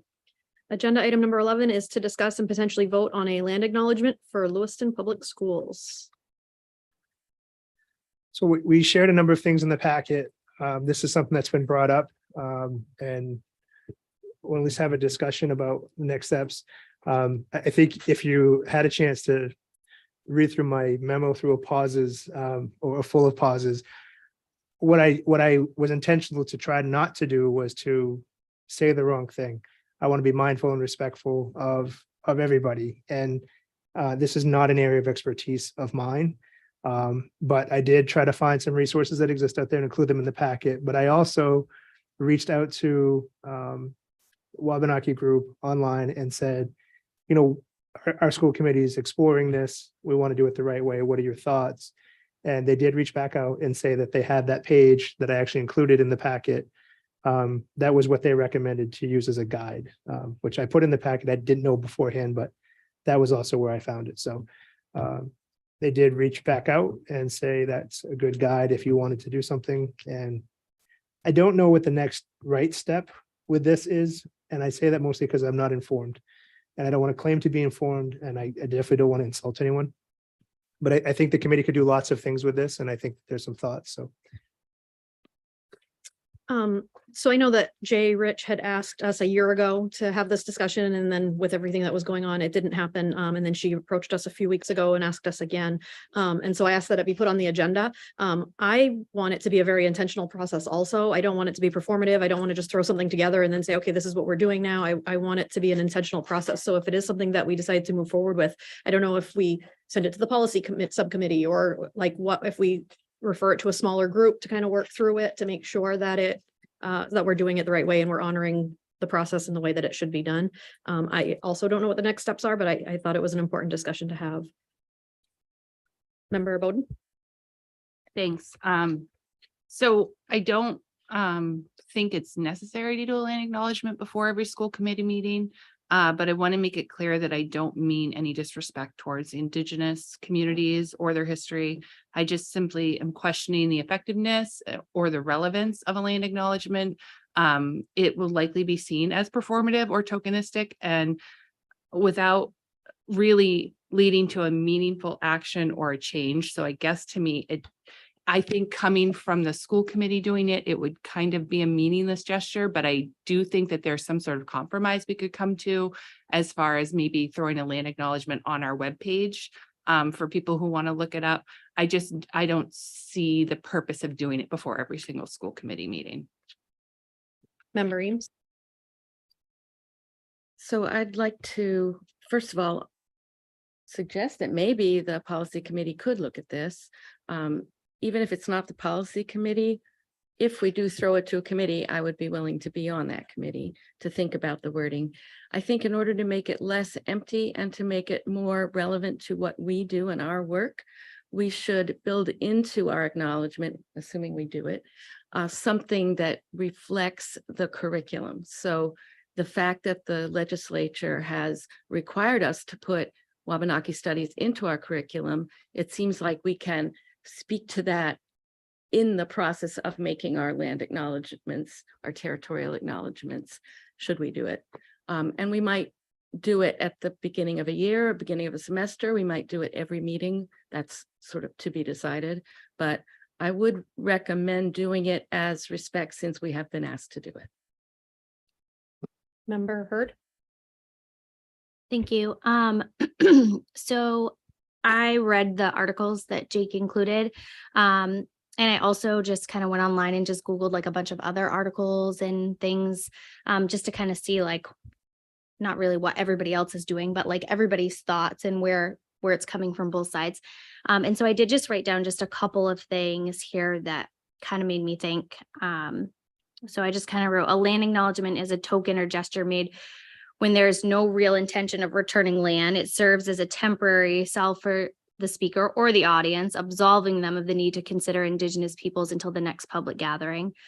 The most prevalent justification for land acknowledgements is that they are harmless and enlighten Americans about a concealed history that unfolded right where we stand. But do they accomplish any of this?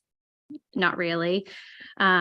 What do the recognized group members consider sacred? What distinguishes them and binds them together? Who are they? Where did they originate? And where are they healed? The acknowledgement never really encompasses any real restitution, land return, significant rectifications of injustices against Indigenous communities, or profound moral introspection. So to me, that kind of means, and I don't know if probably none of you know this, but I grew up in Old Town, and we have a very large Penobscot nation in Old Town. And there's actually a little island in the middle of Penobscot River that they call Indian Island. And so I grew up with a lot of friends and classmates from the Penobscot Nation. And I was actually the last graduating class as an Old Town Indian. our yearbook was called the Sachem. And for me, making an effort in showing respect, they're no longer called the Old Town Indians. They're the Old Town Coyotes now. So we took away our mascot. Our yearbooks are no longer called Sachem. So like those are the action type things I feel like as a community in Old Town, we were respecting the Penobscot Nation and taking those things away. I don't know by just saying something, acknowledging the land that we're on is really making a difference because we're not actually, there's not an action there that we're giving back or something that we're doing other than simply stating it. So I can see both sides of it, but I also don't want to just do it just to check a box because we're checking a box, which is where I kind of feel like this is going because again, we're not actually, there's no action actually being taken. So those are just my thoughts. Member Eames, did Member Medina? Yeah, no, I just wanted to agree with member Eames and you know, with the curriculum and things like that. And I also appreciate member Bowden saying like, you know, she wants it to be intentional and not just a token. I also understand what member Hurtis said. I actually had this very same conversation with somebody earlier who was sharing the same thoughts. So I can understand all sides of it. And for me as a Mexican indigenous person, you know, it to me it means something more than maybe to other people because I do understand that this was once the land of the Wabanaki people. This was once their land, their rivers, they hunted here, and so I think it's just important to recognize that. So maybe it means a little bit more to me, and I know we can't change those things, but it's still to me I just feel like my answers would be like, thank you for acknowledging that. So I just wanted to say that, and yeah, thank you. Member Eames. If no one else wants to go first. Okay, so I don't want it to be empty. I do want it to reflect the curricular efforts we are making. And I think the very fact that we are making those efforts makes it much more real and much less performative and much more important to remind ourselves that the legislature has instructed us to include Wabanaki studies in our curriculum, and we need to do that. Thanks. I don't know exactly what our curriculum looks like in that regards, but instead of maybe sending it to the policy subcommittee to work on, is it something that we could include in the curriculum for the students to work on something so that it's part of their curriculum Yeah, and that's good. give it some value in that way possibly? I don't That's know good. if that's doable or not, but Yeah, sending it back to students to figure out what we should do with this. Right. Yeah, that's a great idea. I'm also on the curriculum subcommittee, so I guess I could volunteer my services as on that committee or policy. right. Okay. I just wanted to add, and I think Paul and Elizabeth can speak to this being part of the work that they've done with standards, but the legislator did make it part of our main learning results. And there are different aspects throughout the grade levels as to what we are required to teach as it relates to the pieces that we're speaking about. So it is something that I don't know that every student has experienced as of yet. But it's certainly something that should be part of the work that's being done in classrooms across grade levels. Member Eames. Sorry, and I was part of the social studies curriculum study transformation, whatever process last year, as was Paul. And it was part of the planning. It was put into intentionally part of what they were planning. Any other school committee members with questions, comments? Did we want to open it up to the public?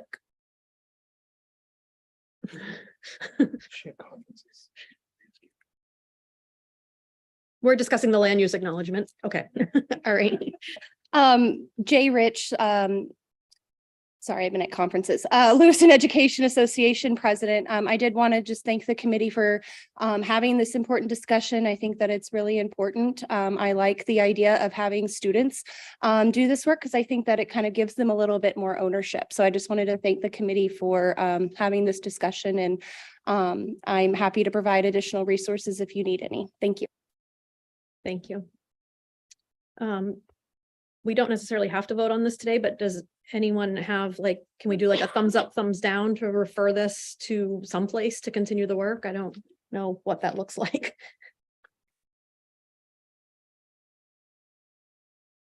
Yeah. No, so we got 4 that, I mean, there's. You're right. There's really no funding piece or anything. This is just real, just procedural at this point. right, yeah, if it were to go through, it would be like a brief statement at the start of every meeting, sort of like the Pledge of Allegiance, but for a land use acknowledgement, so there's no financial piece to it. So it looked like member member Beauplant, Medina, Eames, and myself are in favor. Do you have an opinion either way? Not gonna be, it's all fine. with it. Okay. It's- So would it make sense to have this go to a committee so people can explore it further as something to bring back? I would say, or I would say do a vote if that's what people feel, but I feel like a committee could, if we want to look at different angles, whether it's curriculum or a statement and or students being involved, I think that's going to need some coordination. So Yeah, I don't know if it would be referred to the curriculum committee, the policy committee, a combination of both to do some of the work.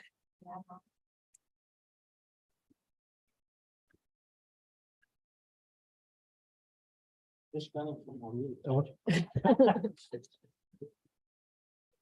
That wasn't, I shouldn't have said. I'm just curious about, I know as part of the curriculum, specifically more so the middle school than, but it's sprinkled. And I'm curious about, is this a project for an AP social studies class or something to that effect at the high school level to say, hey, look, this was my experience coming through school. This is what I would say about this, or maybe doing some research on it. Again, I don't claim to be the expert in this field. I don't know that we have to decide right now what we're going to assign it to. I guess we just have the consensus that we kind of want to move forward and figure out a plan moving forward, and we can kind of feel that out as we go. Is that appropriate? If whether that be assigning it to a social studies class or the curriculum committee, or is that too vague? Does the curriculum committee want to make this a topic and then discuss it at a future meeting? Okay, We'll start there. sounds like that's the direction we're going in. Thank you. Agenda item number 12 is report from the chair. We have a drug take back day this weekend at Lewiston High School and Bedard's in Auburn. So if you have any prescription medications lying around, if you can go and dispose of it. And then this is kind of a future agenda item, but a high school student had reached out to me regarding changing the half days from Wednesdays to Fridays, and he wanted us to have a discussion on that. I thought at the time that was part of our contract language, maybe for professional development or something on those afternoons, but I'm not entirely sure. So I just told him that I would bring it up and that we could have a discussion about it on a future agenda. And yeah, that's all I have for an update. Number 13 is report from the superintendent.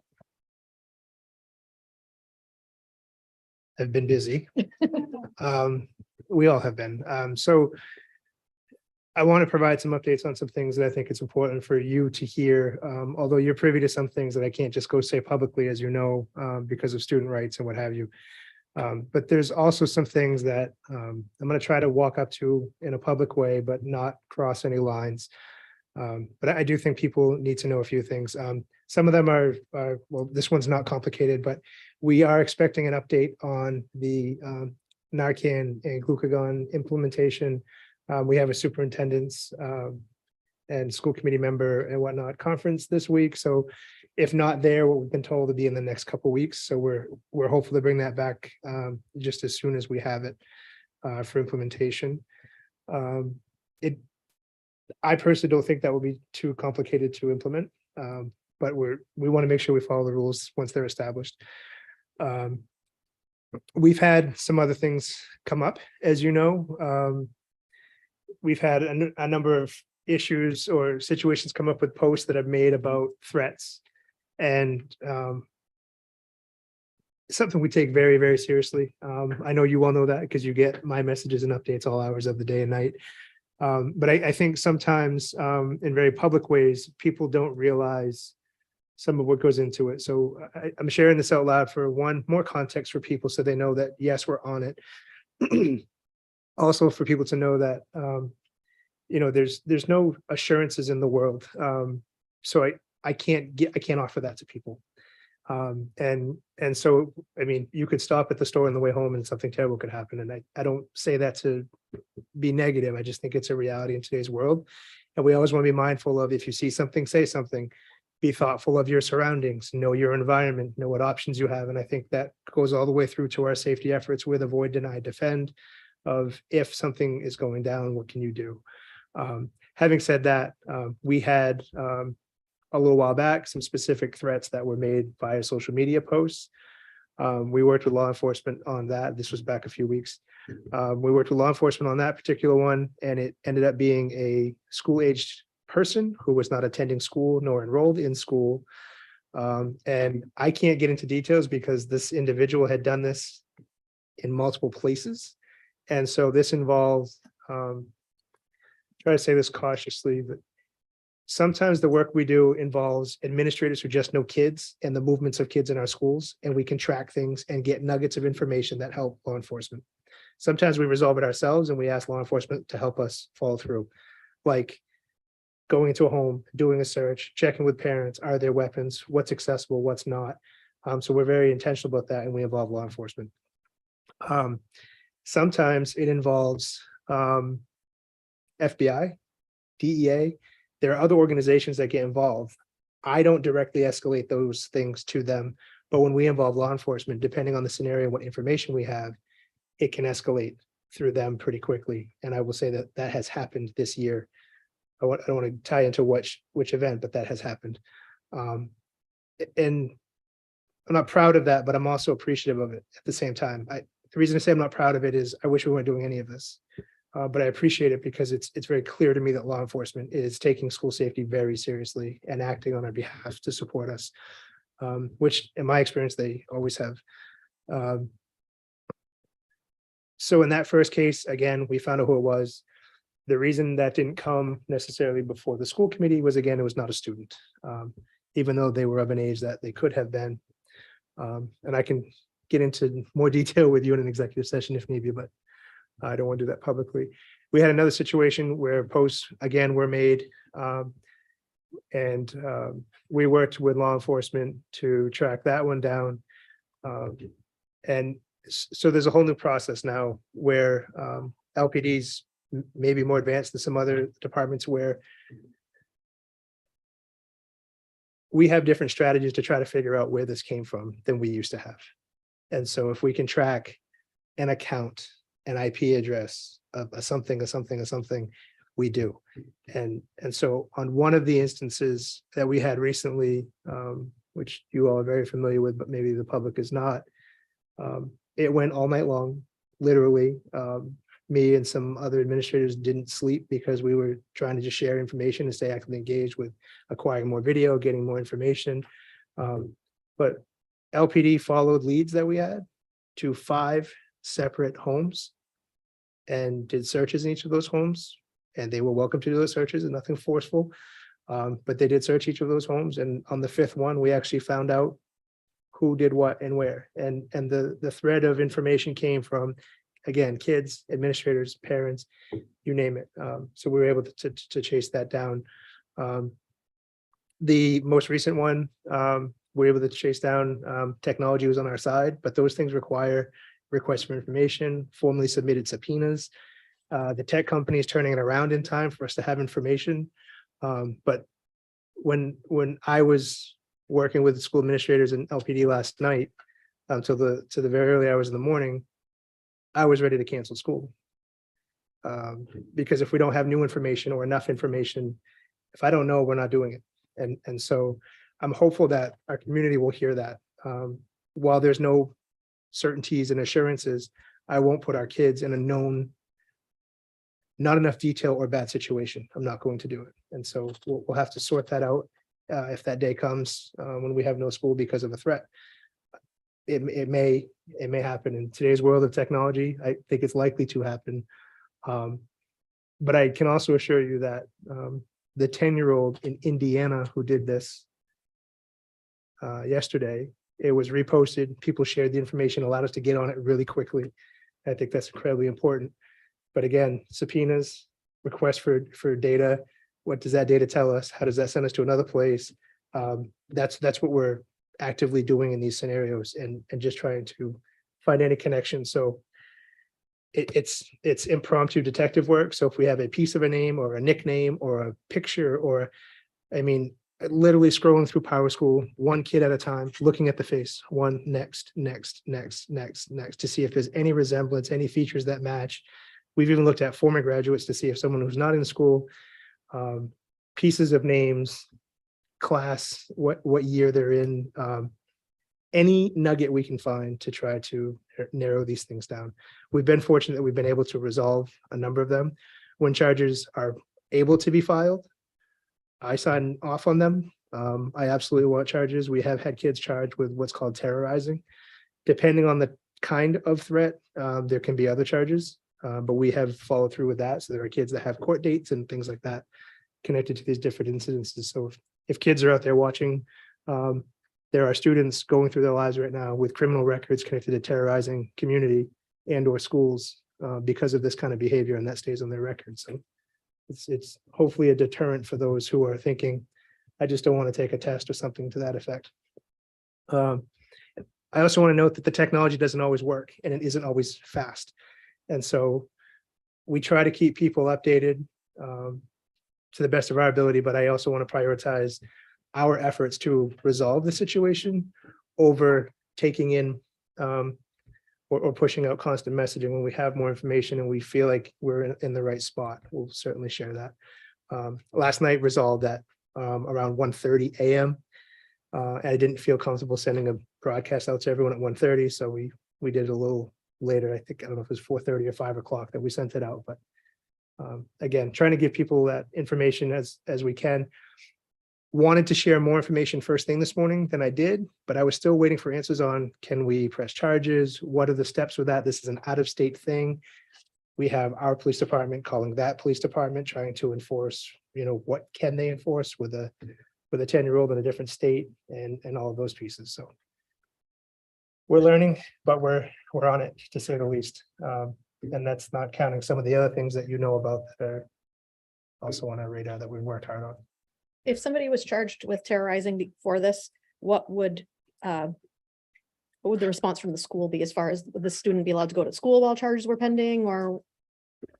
So well, this body has expelled students connected to various levels of threat.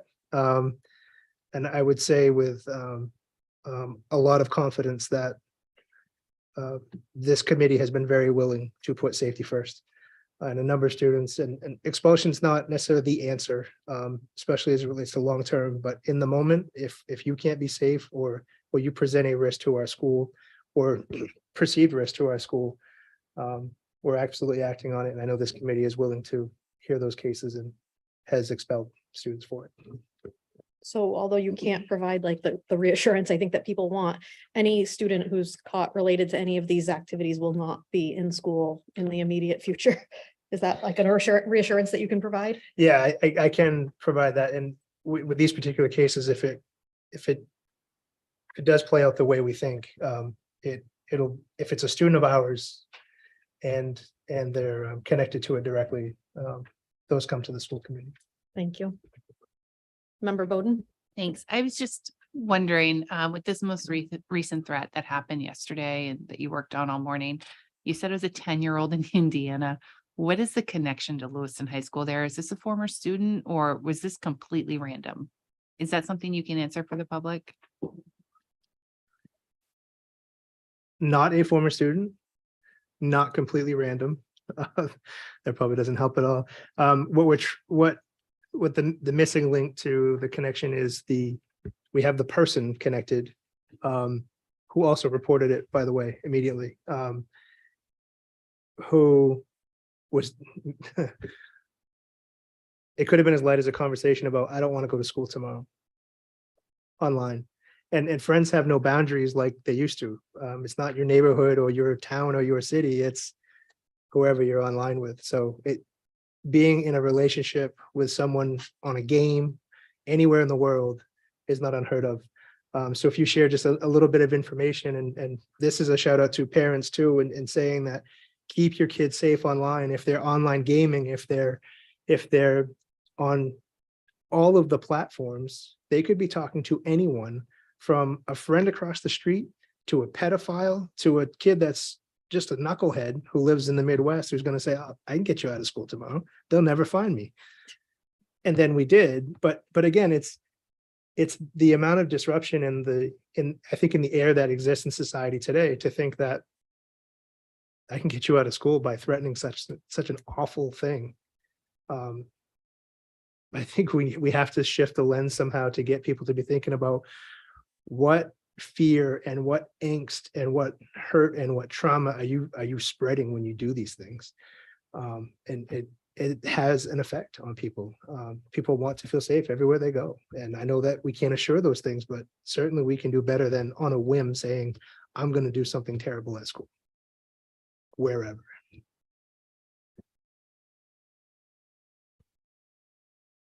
Any other questions for the superintendent on this subject? No. Just my closing statement on that particular piece from an update perspective is I know you all know because you've seen it. At least I hope you know. And if you don't, please call me on it. We will chase these things to make sure our kids are safe to the best of our ability. If it means no sleep, then it's no sleep. And that's not an issue. We will chase these things. The biggest piece is that students, parents, anybody coming across this information, get it to an administrator, call, email, text, whatever, find a way to escalate it. If you don't know where to get it to a school committee member or all of them. The information moves quickly once it's up and about, but don't assume people have it just in case. I was happy last night to copy to people and send to, without overestimating, 80 or so people. Thank you for sharing this. We're on it. I always appreciate you sending this information, because while we were already on it for a while, I don't want people to assume they must know about this, because don't ever assume that. I'd rather hit the auto reply or copy paste all night long than not know. Member Heard? Thank you. And you said this, you mentioned this before, like see something, say something, and it can be as easy as if someone wants to take themselves out of the equation, they can say a friend from a friend from a friend said, heard this and then told me this. So now I'm telling you this. So people can't be afraid to let you know or let somebody know that something like this is happening, and that goes for our parents or students, like anybody that has any information, no matter what it's in regards to. Absolutely. Member Medina? I just wanted to say thank you to the Lewiston Police Department and the administration for really working on this and finding out like who's behind it. It's really scary because it's like it keeps happening. We keep hearing these threats, but every single time you still take it serious because you never know. It could be that one time, So just thank you. Just want to say that publicly. On a more pleasant note, hiring continues to happen. And so we have, is it third, fourth, and fifth at Connors have all added a position at that grade level in the last week or so. So we're looking at which way to appropriately transition things. But again, we continue to make an effort. We're still screening all that we can.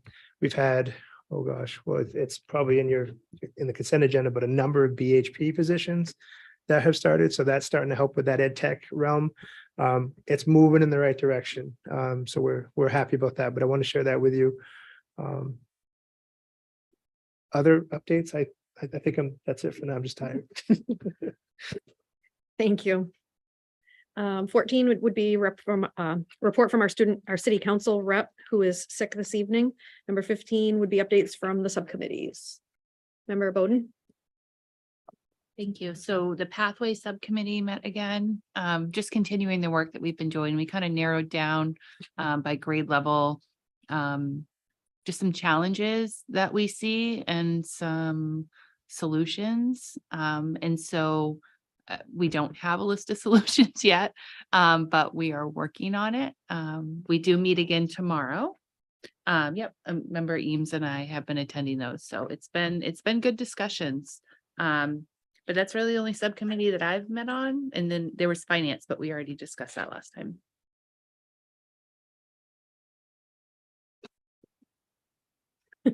Your hands were both up. Member Beaublanc. Thank you. Dr. Eames and I went to the kickoff of the second year of the math committee meeting. We saw a good representation, a lot of hard work being done to put in programs that are going to be teacher friendly and user friendly. The next one is meeting is November 16th. I'm sorry, I poofed on the date of the one a week. What was the date of that? Last week. So we're actively involved in that and looking forward to the fine arts one that starts in January. Thank you. Member Eames. Thanks. The subcommittee for policy just met, and we got the, I think, good news that we're probably under 100 to revise before we start again. So we can see the end of the tunnel, although it's actually a hamster wheel. So we'll be going back. But thank you, Karen, so much. Any other policy updates? I mean, subcommittee updates? Agenda item number 16 is community announcements. Member Eames. I just wanted to let people know, since we were talking about Indigenous cultural issues today, that Bates College Museum of Art on Friday has an opening for 2 new exhibits that are Indigenous art, Native American art, and they run through March 4th. So 5:30 is the reception, 6:30 is the performance. There's performance related to the opening, and then it will run through March 4th. Thanks. Thank you. Any other community announcements? Agenda item number. Oh, I'm yes, sorry. go ahead. I might have missed my chance to talk about the delegate assembly for the Maine School Boards Association. I don't know if that's a subcommittee or what, but I did attend that. They did vote on some policy initiatives and sort of rules of thumb that they will be using when they advocate in Augusta. So if you have any questions, anyone who has any questions about them, ask me. Okay. I don't want to go over it now. All right. And that reminded me, later this week, we have the Maine School Management Association's 50th annual convention. Wednesday afternoon, I will be in Augusta doing a chairperson's workshop from 2 to 5:30, I think it is. And then Thursday and Friday, several of us will be at the convention both of those days, which I think is what, 7:30 to 4:30 or something. Well, it's long days. And the workshops, the clinics there's some really interesting ones on there. So I'm looking forward to that. I think that's all for announcements. Number 17 is future agenda items. Member Hurd. Thank you. So the last city council meeting, Jamie got up from the store next door and I guess I'll say dropped a very large number of our homeless youth. So I was just wondering if we could get some clarification, some sort of something, some context in that from, I don't know if it would be from Jamie. I don't know if it's from our McKinney-Vento team. I don't know who that would be from, but Jake, I guess I would leave that up to you for clarification and that kind of like questions to ask, things that they can come to us with. So like a breakdown of different components. We can get that. Member Beaupont. Okay, I beg the committee's indulgence. I'd like to address some of the points that we had our public speaker made. What was his name? I didn't get it down. Matt Agron. Mr. Agron made about the educational shortage. And I'd like to, inform the students, teachers, parents, and community members that this is a front burner item for us. This is not something we're sitting on our hands on. It's been a constant issue since I've been on the board for my 3 years here. And I'd just like to inform the community and that group of some of the things that we've done.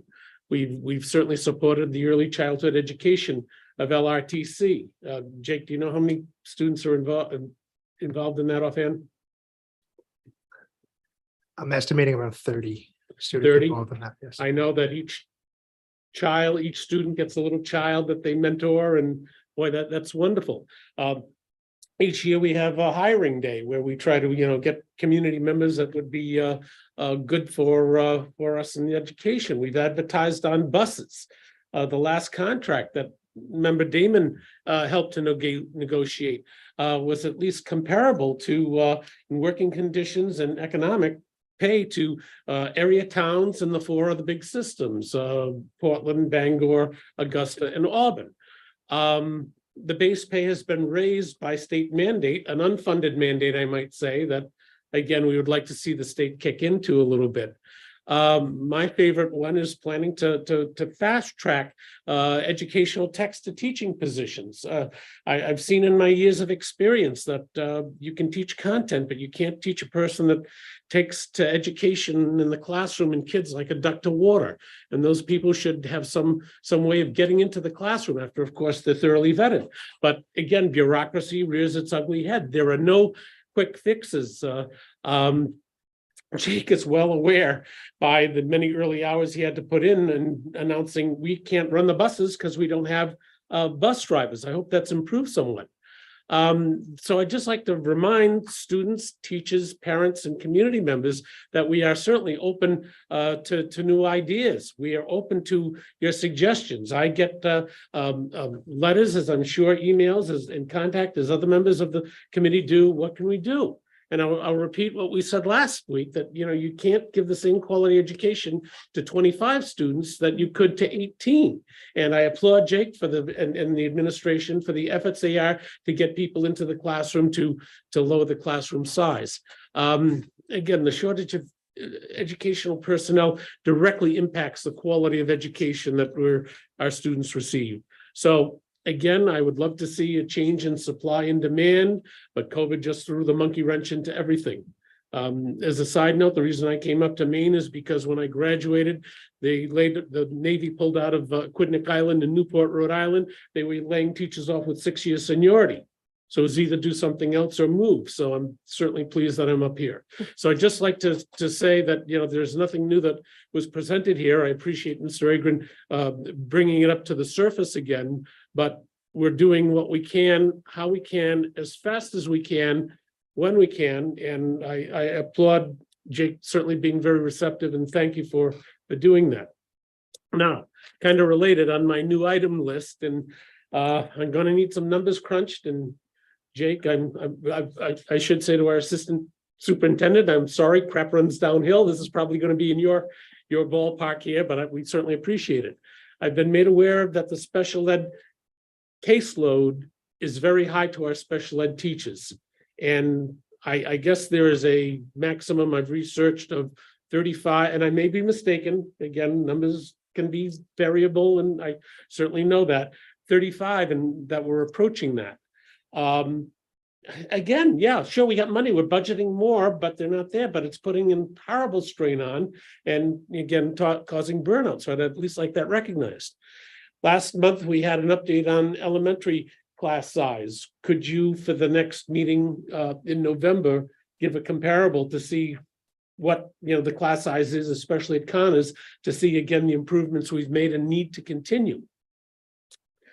On a more controversial note, I would like to see and maybe have a report from Principal Radke on the AFT program at the high school. I was concerned early on, and I'm not grandstanding, that it took away educational time. And I really would like to know how we are gauging its effectiveness. Is it successful, or are there increased truancies, increased tardies, and increased roaming the hall? I have concerns also, and I think we gave the numbers, but I'd like to see it on paper, of the ratio of high school, I'm sorry, not high school, middle, not even that, guidance counselors to student ratio. Because when we always say, well, we can overlook things, it's not, those not involved in direct instruction. And sometimes that's just important. And then finally, I would like to see a ratio, again, numbers crunching, I'm sorry for this, but we appreciate it. I know you're busy enough, of social workers to students. I know what the Guidance Counselors Association want and the Social Workers Association want, and I think they are artificially low. I mean, their wish list, dream on, but I also know what the state average is, if my figures are right. And I'd like to see how close we are to that. Again, not saying that we're toshing it, it doesn't matter, but realizing that these positions are hard to fill. And I'm not pointing the blame game, but again, making everyone aware that these are issues of concern. And finally, and I'm going to turn to my neighbor here, I received some secondary, tertiary information about a math program in elementary that some teachers feel, if I don't want to put words in your mouth, is not working. And Megan, would you like to elaborate on that one? And I didn't want to blindside you, but you were the one that had the contact. So I talked with Sue before the meeting and we just kind of chatted about the new math rollout for the elementary students K through two. That's been rolling out and just concerns for teachers. And Sue and I had talked about it and just said, it's something new. Change is hard. Nobody really likes change, no matter what that change is. So just to make, I was mostly asking Sue if we send out like a survey or something to staff when new programs are rolled out for curriculum, like new curriculum is rolled out. Do we send something out to staff that says like, how do you think this is going? What would you change? What would you keep? Is this better? Is this what, like those types of things? Like, are we really looking at the people who are in the trenches doing it, rolling it out? What are their thoughts? I know it might sound great when they're teaching it and when they're rolling it out, but is it, how is it going in the actual classroom? Which is why I had emailed Elizabeth and Paul both with just a few questions.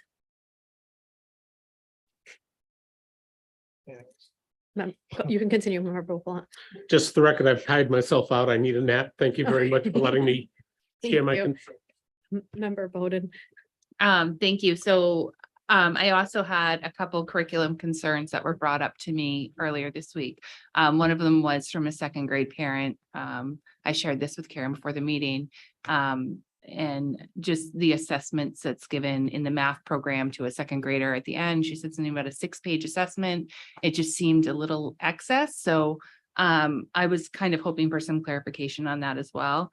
The other piece to the curriculum, and I don't really know where to direct this, but I did sit in on a meeting with some of our Somali community members on Thursday, and there was a young man who had just graduated, and he asked me, well, first he wanted to know how he could get his 8th grade sister more engaged at school because she's having a hard time engaging, and they have a tutor for her, and it's great that they can do that, but he's just concerned because now he's in college. He said he's in the STEM program and he feels so far behind his classmates, and he doesn't feel like Lewiston prepared him for what he's dealing with.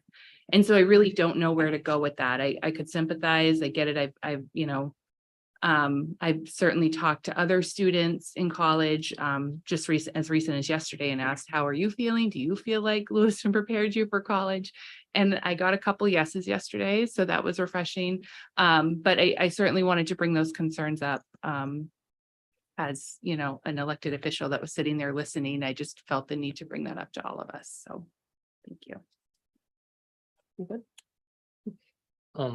Just one other topic that we've bounced around a little bit too, is we still do not have our student reps engaged here. What's happening with that? So the House of Representatives at the high school has now started to gather.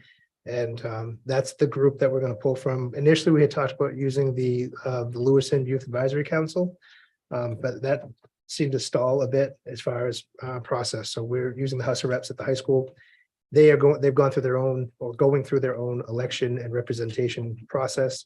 And Becca Schuballer, who's a AP at the high school, is working with that process. And so that's on her radar, that once they're established, we could start having a rotation of those folks bringing items to us.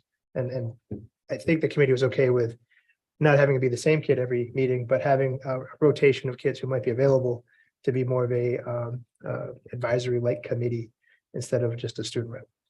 So it is in the works, and progress was made again this week. Last week. That's great. I think it is. I think it's going to be one of the really key pieces of us understanding what's happening at the high school. And I would hope that when those kids are available, that we put them early in the agenda.